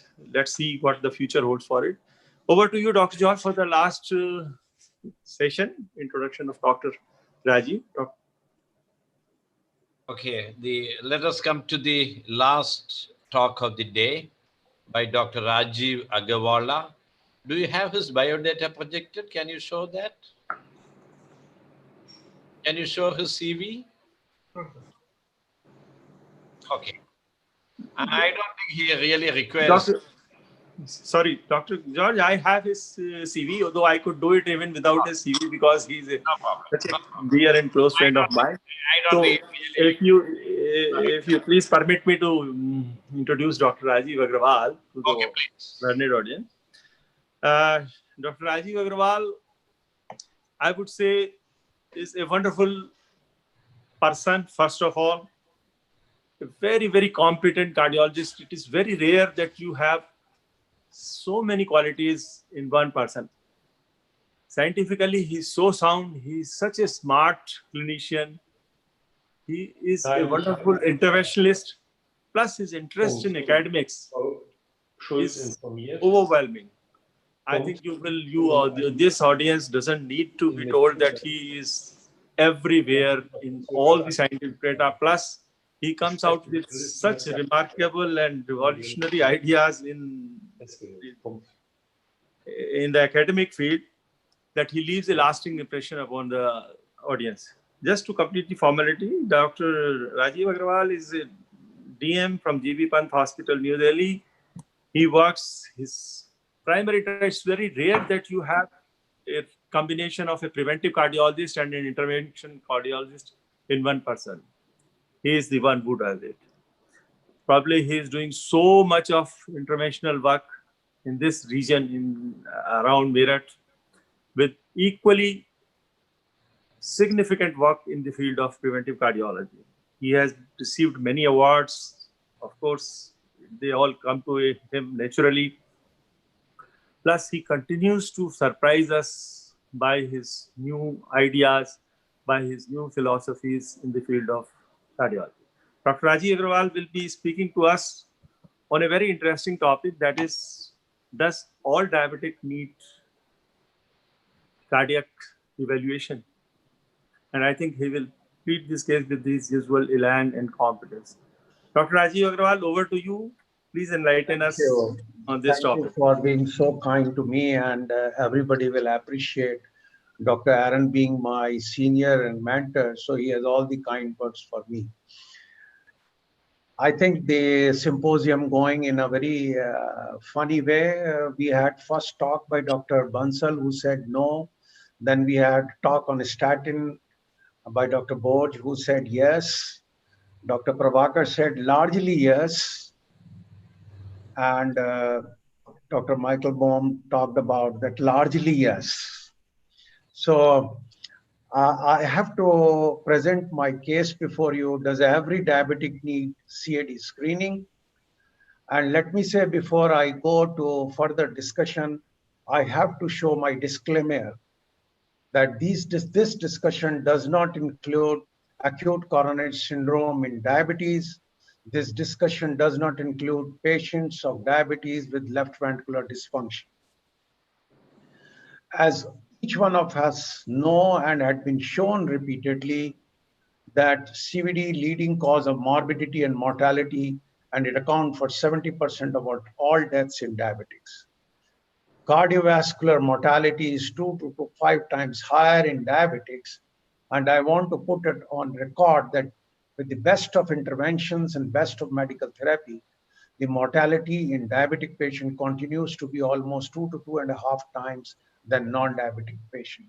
Although in absolute term, the mortality has reduced, but still double the non-diabetic.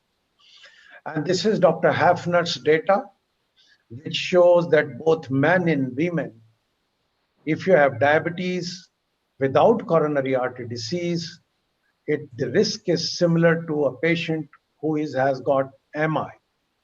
And that is the beginning of understanding in late 1998 or so.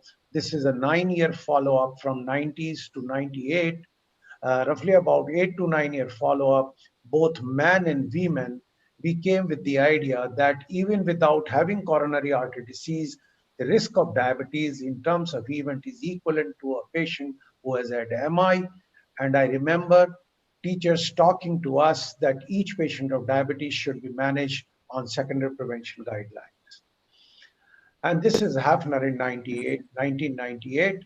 And this notion was in totality conceived and put into ATP3 guidelines and was declared that diabetes is a coronary artery disease equivalent. And Dr. Antonio Gatto said that any person who has got more than 20% 10-year risk of throwing an event is called coronary risk equivalent. So I have described you the definition of coronary risk equivalent and the idea that in 2001, the NCP guideline for the first time officially declared that diabetes is coronary equivalent. If you look this graph on the left side of the bottom, from 39 to 30 to 39 to 40 to 49, the difference was not much. But at that point of time, it was a novel concept, and this was forgotten, and later part of the curve was taken into consideration, and this hypothesis was conceived and believed and walked into guideline without much problem, and it was declared that it is coronary equivalent. But ladies and gentlemen, diabetes is not coronary equivalent. And why it is so, in 2009, another paper came which showed that patients with diabetes but without prior MI had 43% lower risk than non-diabetic patients with prior MI. So whole thing got disturbed that really all diabetics, they don't have that high risk as being described, shown by Dr. Hafner, and subsequently put into ATP3 guidelines. Then there are several milestone studies. This is Kaiser Permanente, North Carolina study, which followed up 1.5 million patients or individual for 10 years. They found even with diabetes without coronary artery 12.5. That means the incidence is around 1.25 instead of 2, as per 20 years in 10 years described by Dr. Antonio Boto.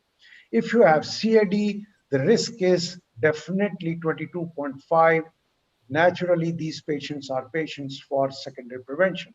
And if you are young, the risk of event is very, very low. That is what even Hafner showed, that the first decade from 40 to 50, the risk is almost non-diabetic and non-coronary artery disease, but it was forgotten. MESA cohort, which followed 881 patients, showed again the risk is something around 15 events per 1,000 person years, similar to what was shown by KPNC study. These are another study which showed that diabetes and CHD are on the top, CHD is second, and bottom is diabetes alone. So after Hafner's data, people, when strictly scrutinized, got vigilant over this issue, realized that diabetes is not a homogeneous group qualifying for coronary equivalence. And another factor which came into consideration in 2015 by Rana et al., that the duration of diabetes is very important. If you are 5-year diabetic, as had been shown by Hafner, like young diabetes, what Dr. Bode showed that most of the diabetes, not all diabetics, are given statin. So what do you mean by most diabetics? Most diabetics means young diabetics in the natural history, less than age 40 years, duration of diabetes less than 10 years, probably do not qualify for statin therapy. So Dr. Bode used the word most, not all. So that is very important catch to my mind. The story begins now. If you do SPECT scanning, myocardial perfusion, diabetic and non-diabetic, they are same. But if you become insulin dependent, you have more atherogenesis and SPECT positivity is more. Like Dr. Baum has shown, insulin is notorious. Insulin is notorious for atherosclerosis. Insulin is notorious for cardiac failure. And this is one DIAD study, which is a final blow in the coffin of coronary equivalence concept. These patients were subjected to SPECT. 40% defects were severe. And when these patients were followed, there was no difference with the treatment and intervention. That even if there is a severe defect, there is no difference by simple medical management vis-a-vis intervention. Then there is Barrows study, which again came by Zellweger and JACC imaging, showing that patient with medical strategy and invasive strategy, there is no difference except patients who have invasive study vis-a-vis medical study, there is higher incidence of scar and overt silent progression of the disease in large number of patients. This is another way, cumulative incidence of cardiac death and non-fatal MI in DIAD based on SPECT screening. there is no difference. So then look at the CCTA, because coronary calcium came as a tool. Everybody jumped into diabetes and coronary artery disease. Calcium quantitative and qualitatively correlates with the severity of atherosclerosis. You find that even 38% of the patient have very, very low calcium score in both the studies, meaning that every diabetic doesn't carry coronary equivalence. And you know the relation of coronary calcium score with the mortality, meaning thereby the patterns are more or less same. If you are diabetic or non-diabetic and low calcium score less than 10 or 0, you behave more or less same, at least in short term. And that is what this study shows, that if you have coronary risk, coronary calcium score less than 0, then initial 5 years you are fine. 10 years, the risk start progressing, and beyond that, as the disease progresses, the risk of atherosclerosis increases, and that is why the embargo of 10 years to my mind comes in European guidelines. So young diabetic, less than 10 years of duration, calcium risk score 0, we are not probably dealing diabetic and coronary equivalence equation. But patients, if long duration of follow-up, this was earlier I showed you short term, but this is long term. Long term means more than 5 years. Then these patients, despite having low calcium score, they have higher event rates. So if the duration of diabetes becomes more than 10 years, that is defined arbitrarily in European guidelines, but look more logical, the event increases. So another study on CT angiography, 20 to 25% asymptomatic diabetes, they demonstrate no plaque, and 17 to 32% patient have less than 50% stenosis. So CCTA may characterize plaque, but still does not prove that all diabetics have coronary artery disease. This is another study which is CT angiography based and called Factor 64 study. Again, the p-value was not significant, although the trends were more in favor of CCTA-based interventions. But in this study, again, the MACE was not different statistically. And the reason was that they were at the lower end of the cardiovascular spectrum. In Factor 64, the people were younger. Diabetes was reasonably well controlled. They had normal ECG, renal functions were normal, peripheral arterial disease was not much present. So they were milder form of diabetes. How I synthesize all this? You know, when we talk of stable coronary artery disease in cardiology without diabetes, we as an invasive cardiologist are obsessed with quantum of ischemia, because that is the way we justify our procedures. And if the quantum of ischemia is more than 10% of the viable myocardium, the revascularization is superior. But look at the ischemia data, which is just about very, very recent, presented in AHA, which shows that number of diseased vessels, that means if you have more vessels involved with disease, is more important contributor to the disease than the severity of ischemia. So severity of ischemia is not that important as the spread of the disease. And I'll show you one very interesting study which shows that CAC area is more important in relation to new events than the CAC density. So if you have dense calcification, it means more atherosclerosis, which is localized. It does not produce that event as if the CAC area is increased, and which is in fact indirectly you can make out the number of disease vessels are important than the quantum of the ischemia. I think the same philosophy applies in diabetes also, that the disease is to be managed more medically. And we have to take lessons from chronic coronary syndrome trials like COURAGE, PCI-based trial like ORBITA, or recent trial ischemia, where even if you have a stable coronary artery disease in non-diabetic individuals, they do extremely well by risk factor modification. Probably this applies to diabetes also. And these are very good editorial. Those who are interested may go through it. Not all diabetics are created equal, especially in cardiovascular disease.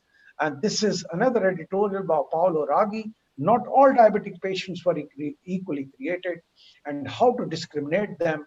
And if you look at the bottom line, it is better to expose, is it better to expose our patient to unnecessary cardiovascular disease by not treating them, or to an unnecessary risk associated with intervention that we treat them all? So there is a concept of de-risking the diabetes as a predictor rather than automatic coronary heart disease risk equivalent. There is a MESA study which shows 38% with diabetes had no coronary artery calcium, and capped absence of CAC was associated with less than 1% of coronary artery disease. Even I believe that we have marked heterogeneity in risk among patients with diabetes. If I look at the grapevine, risk factor assessment and management is essential. And that is what happened to diabetes. If we do extremely good risk factor management like we do in chronic coronary syndromes, we win the battle. Coronary artery calcium scoring, when you are not sure that my patient is high risk or intermediate risk. Hemoglobin HbA1c assessment for risk is 2B, and CIMT does not correlate with coronary risk. It is class 3. Routine functional testing is class 3. So diabetes, ladies and gentlemen, if you have an asymptomatic patient, absolutely asymptomatic patient, I'll define what I mean by absolute asymptomatic patient.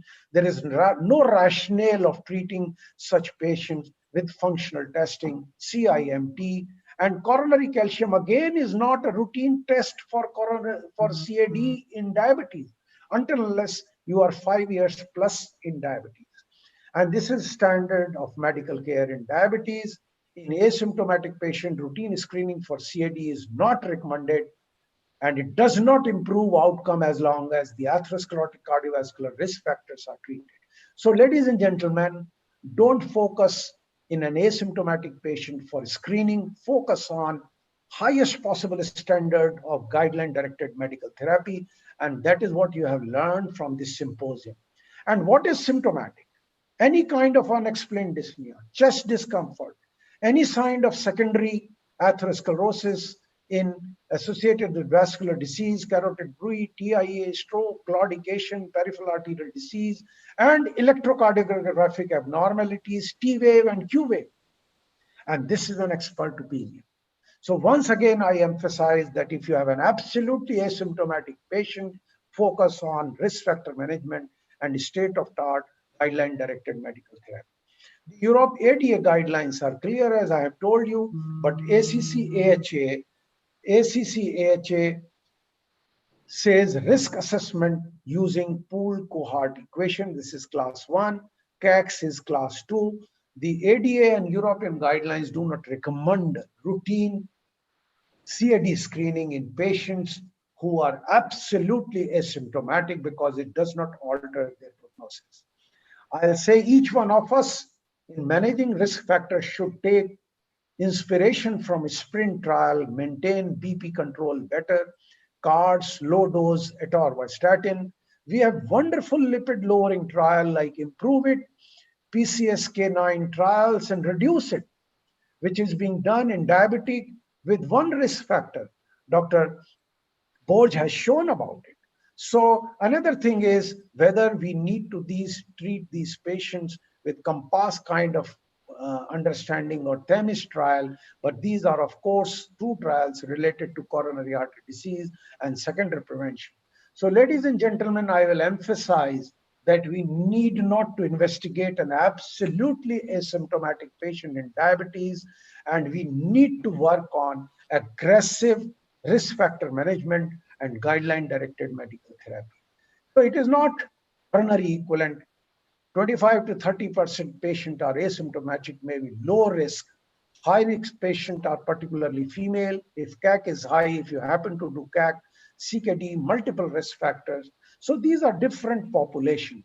We need outcome data. When we do screening, risk scoring, we need outcome data from risk stratification approach that the interventions benefit these patients. I call upon you to take the best possible measures to manage risk factors. And I'll end up that I hope all of you will not carry yet another webinar certificate. instead of this certificate, you will be carrying some piece of knowledge, because all the faculty members have done wonderfully well. And I'm personally grateful for all of them for taking my call on such a short notice for this wonderful webinar. Thank you very much. Thank you very much, Dr. Rajiv. As usual, you have done a wonderful job being in a very uncluttered manner. You have passed on the message very loud and clear. You have demolished many myths, which many of us have always been carrying. Now the house is open for discussion. Can we request the organizers to please start the question and answer sessions, please? We have some questions in the chat box. Can we have some discussion based on that? I think so. Okay. I think we will start with aspirin because that was the initial talk. Dr. Bensal, there is one question. If someone is not tolerating aspirin, can you give clopidogrel for primary prevention? Because you are telling that for primary prevention, antiplatelets are generally not indicated unless the individual is at extreme risk and the risk of bleeding is negligible. Let it be such a situation. The person has multiple risk factors and you have decided to put the patient on an antiplatelet.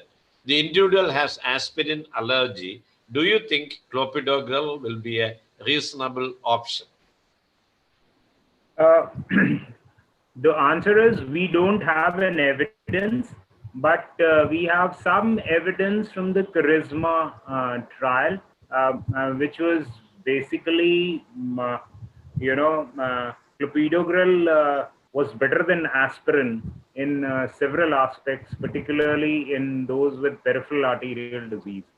So if person is high risk and diabetic, and we determine that he needs an antiplatelet, certainly we can substitute with clopidogrel. But if you ask me, is there any evidence? No real data The answer is no. There's no real data. Now, one thing which I also want to ask you, when you tell about NOVAC, atrial fibrillation stroke prevention, you have a very good scoring system. You have the CHA2DS scoring system, the HAS-BLOOD and all that. Similarly, people have tried to devise a scoring system for aspirin in primary prevention also. Do you think it is really useful? On one hand, you have the risk stratification to find out how much of protection it is likely to offer. On the other hand, what could be the bleeding potential of that person? So that ultimately you can decide whether someone will be really benefited or not. Why I am asking this question, in all our webinars and all that, we tell, okay, secondary prevention, aspirin, we all approve. Primary prevention, the concluding sentence will be, in extremely high risk individual with multiple risk factors, in whom you think the risk of bleed is negligible, okay, you can use that. But do you think, is there a way to define it better by using some tool? The thing is that almost all regions in the world have their own risk scores. If you just go to Europe itself, you have the score, you have Sheffield score, you have Q risk, you have so many scores which try to define high risk people who are high risk for coronary artery disease.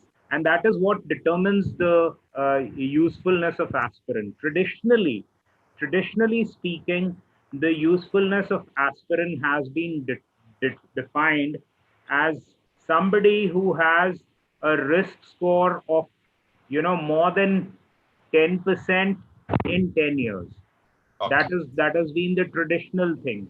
But this thing is that there are different scores. And for a country like India, for example, you cannot use anything which is hi-fi, which should be based on even LDL cholesterol. So you have some clinical scores also, which have been validated by the WHO. So we have a Southeast Asia score, which is used in India. So there are scores that are available, but there is none that is uniformly applicable. Accepted. Okay. So You have the ASCVD, which is very widely used both in Europe and in UK, in US, mostly in US. You have the atherosclerotic cardiovascular disease risk score, which is the most widely used.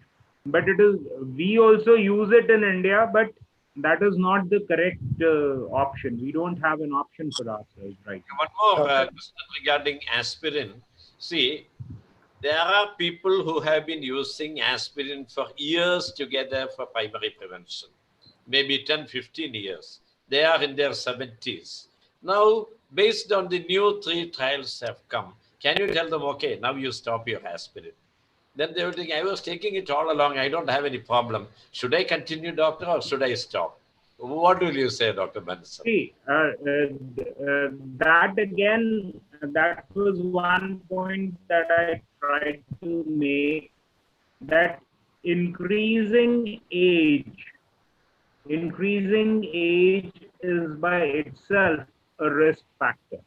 And between benefit to bleeding tilts more towards bleeding. As you age by itself is a risk factor for increased chances of bleeding. And therefore, as you grow older, there is of course some bit of data that there is if you withdraw this, we are always fearful that we might be causing enhanced thrombosis. But you achieve that kind of hemostasis within a very short while. So for a very short while, there will be increased risk of thrombosis. But if you weigh age against bleeding, definitely bleeding is more as you get older. So I would not be hesitant in suggesting, at least to the conventional people, based on HOT trial, for example, there were several people who were on aspirin in my own practice. So if they are elderly, I have tended to stop their aspirin. Okay. If the indication is soft, then you stop it. There is absolutely no need. We have actually a lot of questions to Dr. Ghosh. One question which many people have asked. All along, you are telling about the importance of triglyceride and remnants. If you look at the guideline, every guideline tells about LDL. Okay, they do consider triglyceride, but the guidelines generally do not give that much of importance to triglyceride and remnants. But listening to your talk, in diabetic population, we understand that remnants and triglyceride are very important risk factors. So when do you think we should consider it seriously? What level of triglyceride? Because you are showing the Copenhagen general population study, and all along this spectrum, it's a continuum. And in fact, 2 people have put values like that, something like, say, triglyceride 230. Should I intervene? So, I mean, first of all, all the guidelines, the reason why they are so LDL centric is because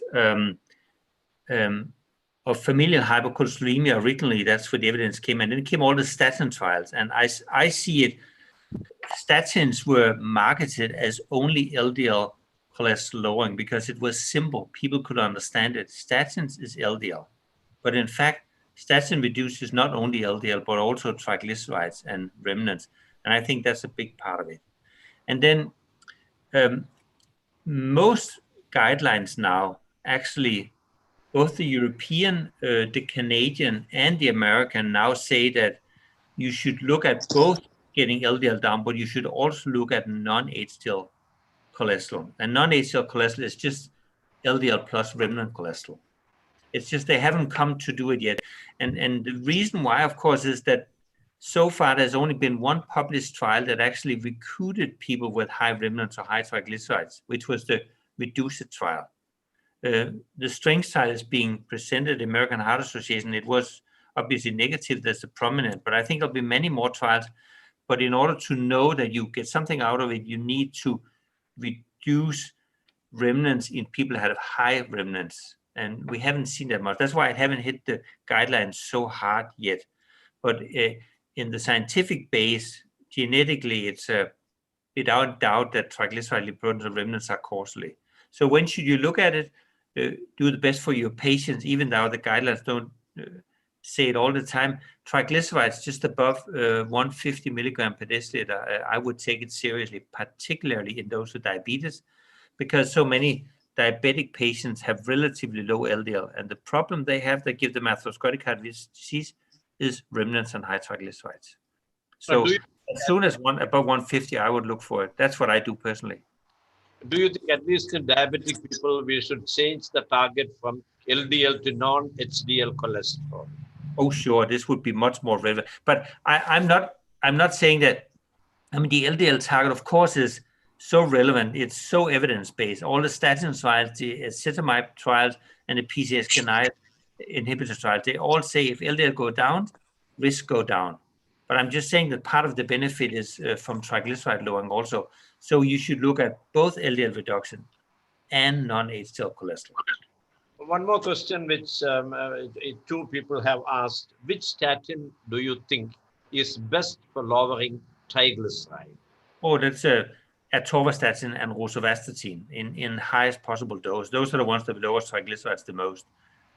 Simvastatin, because you shouldn't use it in 80 milligram per deciliter, is not nearly as effective, and the other statins are less effective. So, but I think that goes for any use of statin. You should use atorvastatin or rosuvastatin. That's the two most potential, and at the same time, the ones that reduces triglycerides the most. One more point which came, when you consider the lipid lowering and LDL cholesterol, initial drug undoubtedly is statin. Yep. Second add-on drug is ezetimibe. Third add-on drug now is PCSK9 inhibitor like evolocumab. And then only you are considering a fibrate. We know that fibrates are very good for TG lowering and for attacking remnants. But I mean, the PCSK9 inhibitor, you put that on top of people that have very high LDL. Yes. But for this symposium where it's about diabetes, that's not the main problem. The main problem is high remnants and high triglycerides. So therefore, I think you would first go for max potent statin, and then, of course, you should add ezetimibe, because ezetimibe has been shown to work particularly well in diabetic, which was a bit surprise to me, but that's the way the data is. And then you should use fibrates, and of course, bezafibrate is very good because it reduces both LDL and triglyceride proteins. I think it would be rather rare in a diabetic you would use PCSK9 inhibitors. I would use the three other ones. Okay, one more last question. I have a question to Dr. Borje. Below the age of 40 years, do you think in diabetes should we do statin? Below the age of 40 years? I think it depends. In that respect, I'm happy to follow what, for example, the European guidelines say, that if you're below 40 years of age and you have no other risk factors, and you really can keep people without smoking and lean body weight and things, of course, then you have a good chance of keeping them clean of atherosclerotic cardiovascular disease. However, if a diabetic like that came to me and said, I would really like to take some statin, maybe a moderate intensity statin, I would not be the doctor to tell them you should not take it. Dr. George, excuse me, can we take the comments from the other panelists also on the issues of statins? Dr. Prabhakar would probably like to add something. I had a question for Dr. Borje Nogestad. Now, this apolipoprotein B in diabetic dyslipidemia, would it not be a better predictor or better marker to check this also, because it's going to check the non-HDL cholesterol? And Snyderman came up with another article stating that called depleted LDL and cholesterol-rich LDL, both are dangerous. The cholesterol depleted stays within the vessel, and the cholesterol-rich LDL goes inside, drops the LDL, and then still comes out. So it looks like the ApoB is going to be a better marker. Oh, I think ApoB is an excellent marker. So I have even done studies in my own studies on whether you look at non-HDL cholesterol, ApoB, both of them are better than looking at LDL alone. So if you have ApoB available and you can use it without it being too expensive, please use it. I mean, it's a very good marker. The reason why I usually talk more about like remnant cholesterol, non-HDL cholesterol, because this is always most patients already have it in a standard lipid profile. You can just calculate it, so it doesn't cost anything extra. But I mean, ApoB is fantastic. I have no problems with using that. Dr. Rajiv, do you have anything to add to in this issue? No, I think you can take up more questions. I wish the audience should be looked after more. Otherwise, it will be inter-panel discussion. Dr. Koshi, can we please have further questions? Among the questions which have come, one question to Dr. Prabhakar Dorairaj. See, you are telling about ACE inhibitors, ARBs, RAS blockade, and all that. Okay. Will you prefer an ACE inhibitor or an ARB? Which one will you prefer? The diabetic, once they develop albuminuria, the ARB seems to be there. But by and large, I think the data is more in favor of the ACE. Generally, my preference is to use the ACE. Generally, data is more.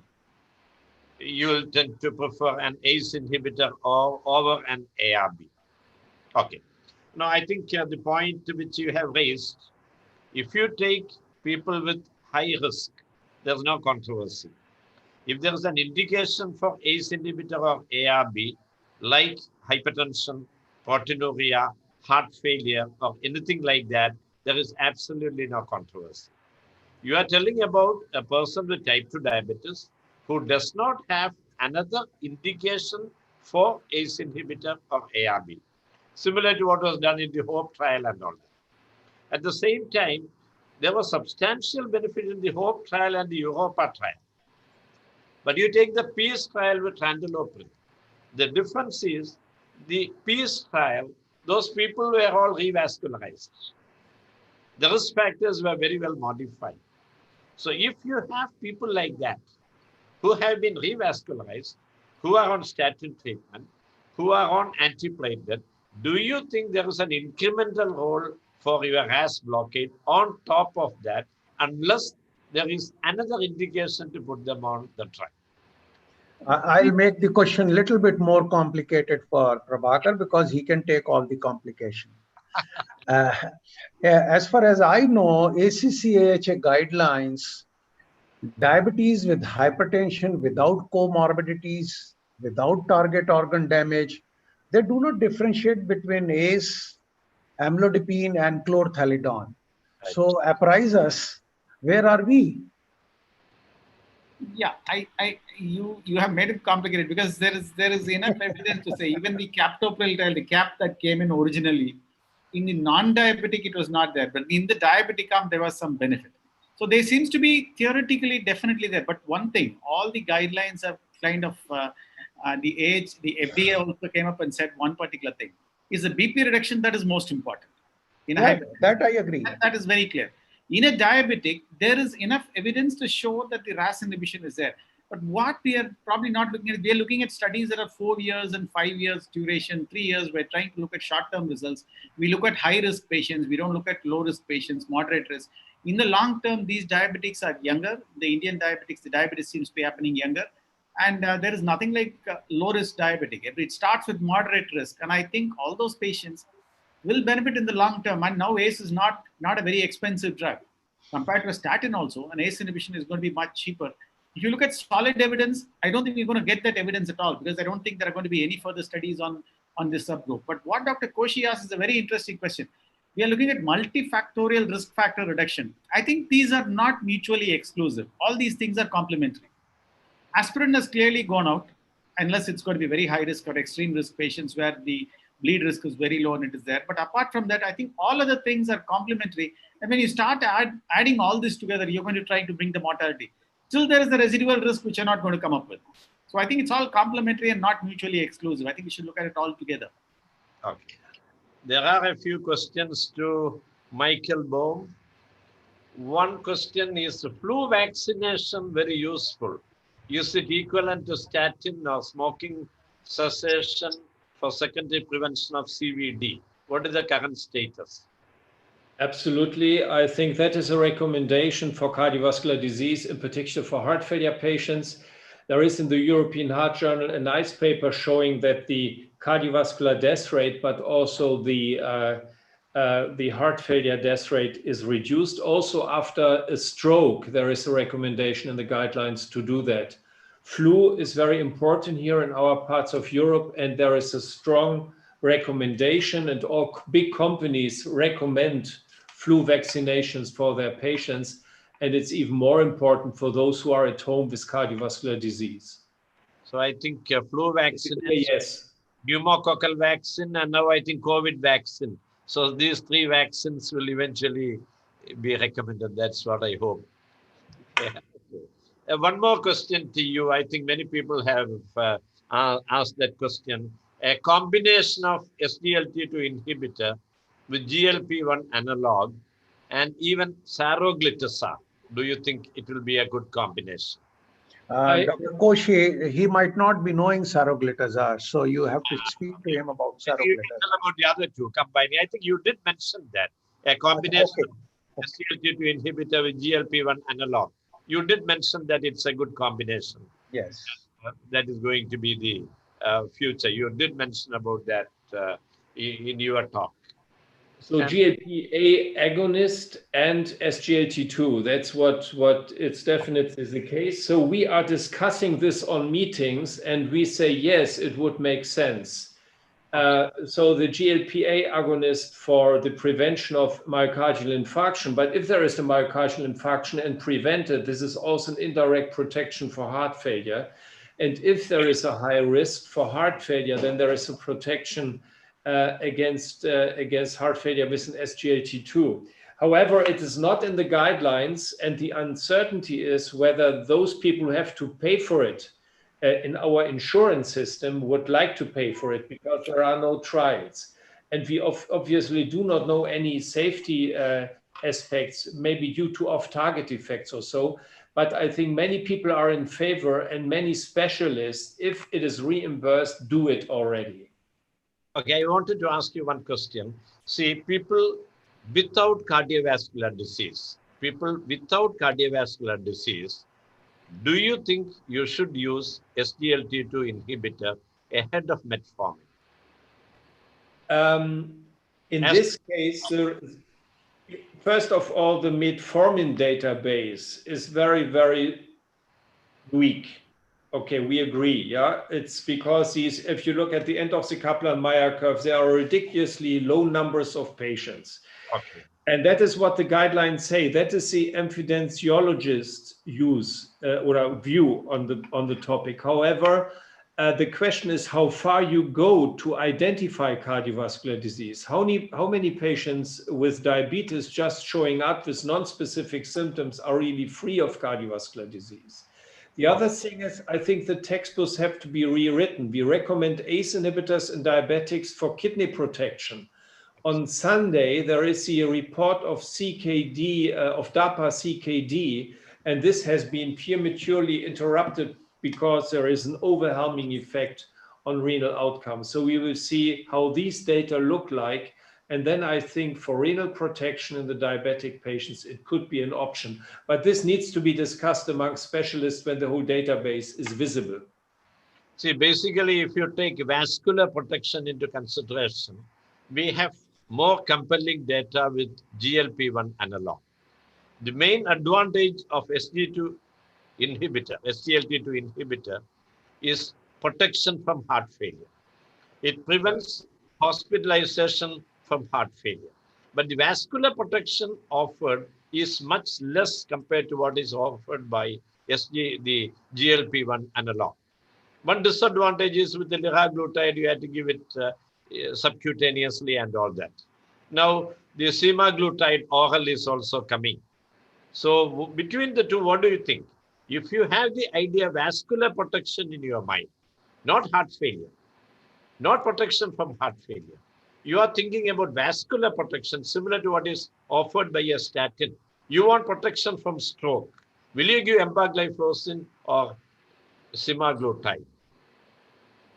I would go for GPA agonist, but if you look at the Scandinavian registry, if you control cholesterol, if you use RAS inhibitors, if you control blood pressure, then there is no excess risk of stroke and MI anymore. So I think this is the argument people would give you if they would like to avoid GPL. I'm not taking that position. I think it's a useful drug, and I'm opt more for the combination. However, we urgently need data on this.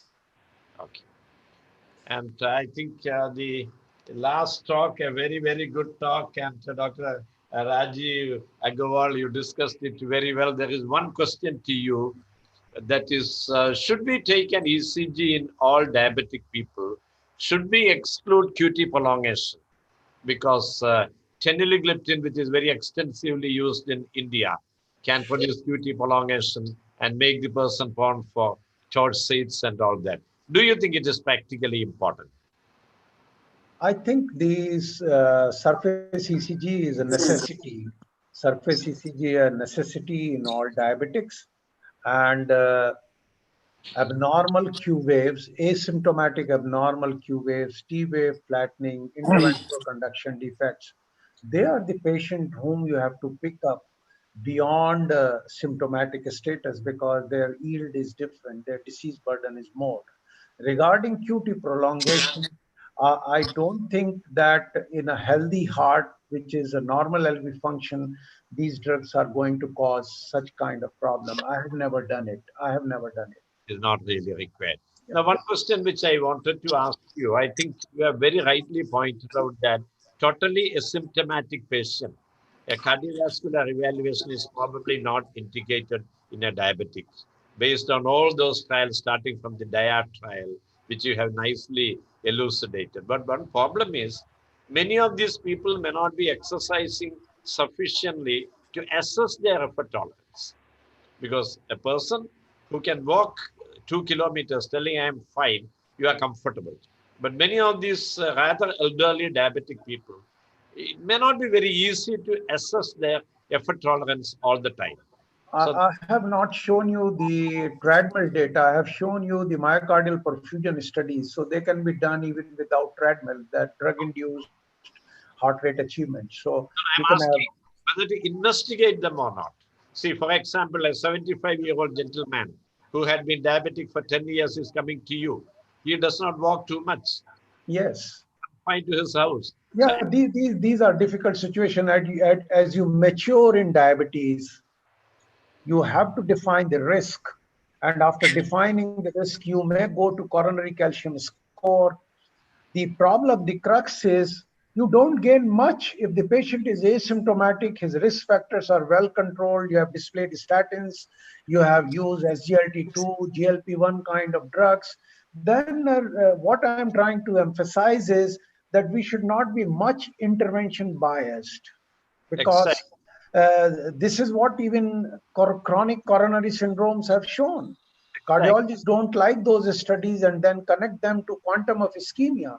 But really, this equation has not worked well. We define we need to work on risk factors.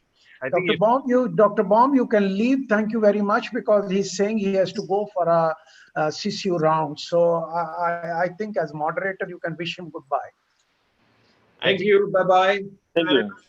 Thank you. Dr. Rajiv, can I ask you a question? Small Yes. question. Fine. Now, surprisingly, that you have placed calcium scoring above the stress testing. When would you send a patient for calcium scoring? Is it based on the patient's characteristic, like risk factor, etc., or symptom indicated? If a patient has, suppose, chest discomfort, ECG not very conclusive. If the patient And second question, please, second question of it, when would you like to repeat it? How long it would be valid?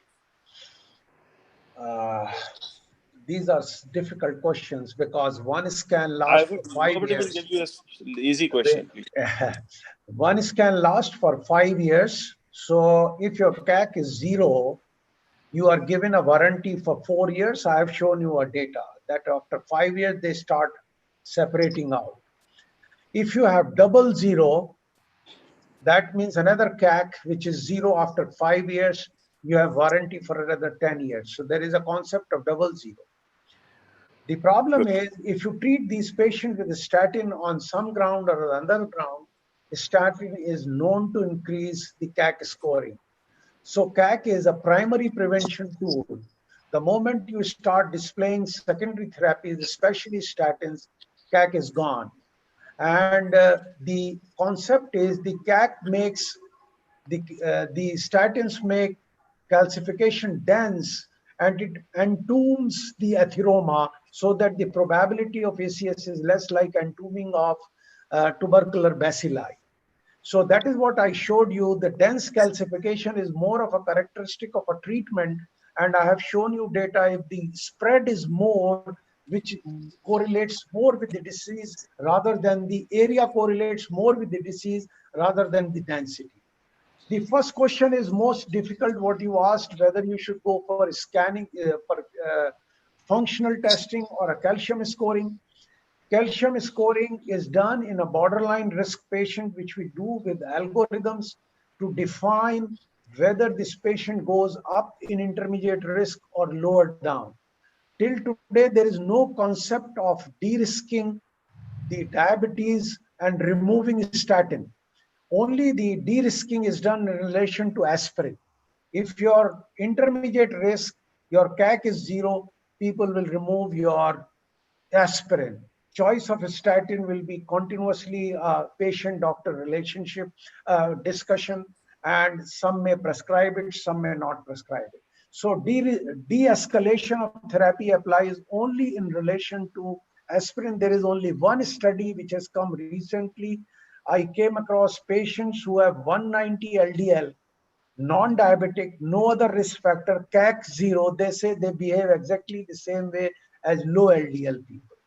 So the author advised that even in 190 LDL, if your CAC is 0, you can remove statin, but that is not the position of the majority.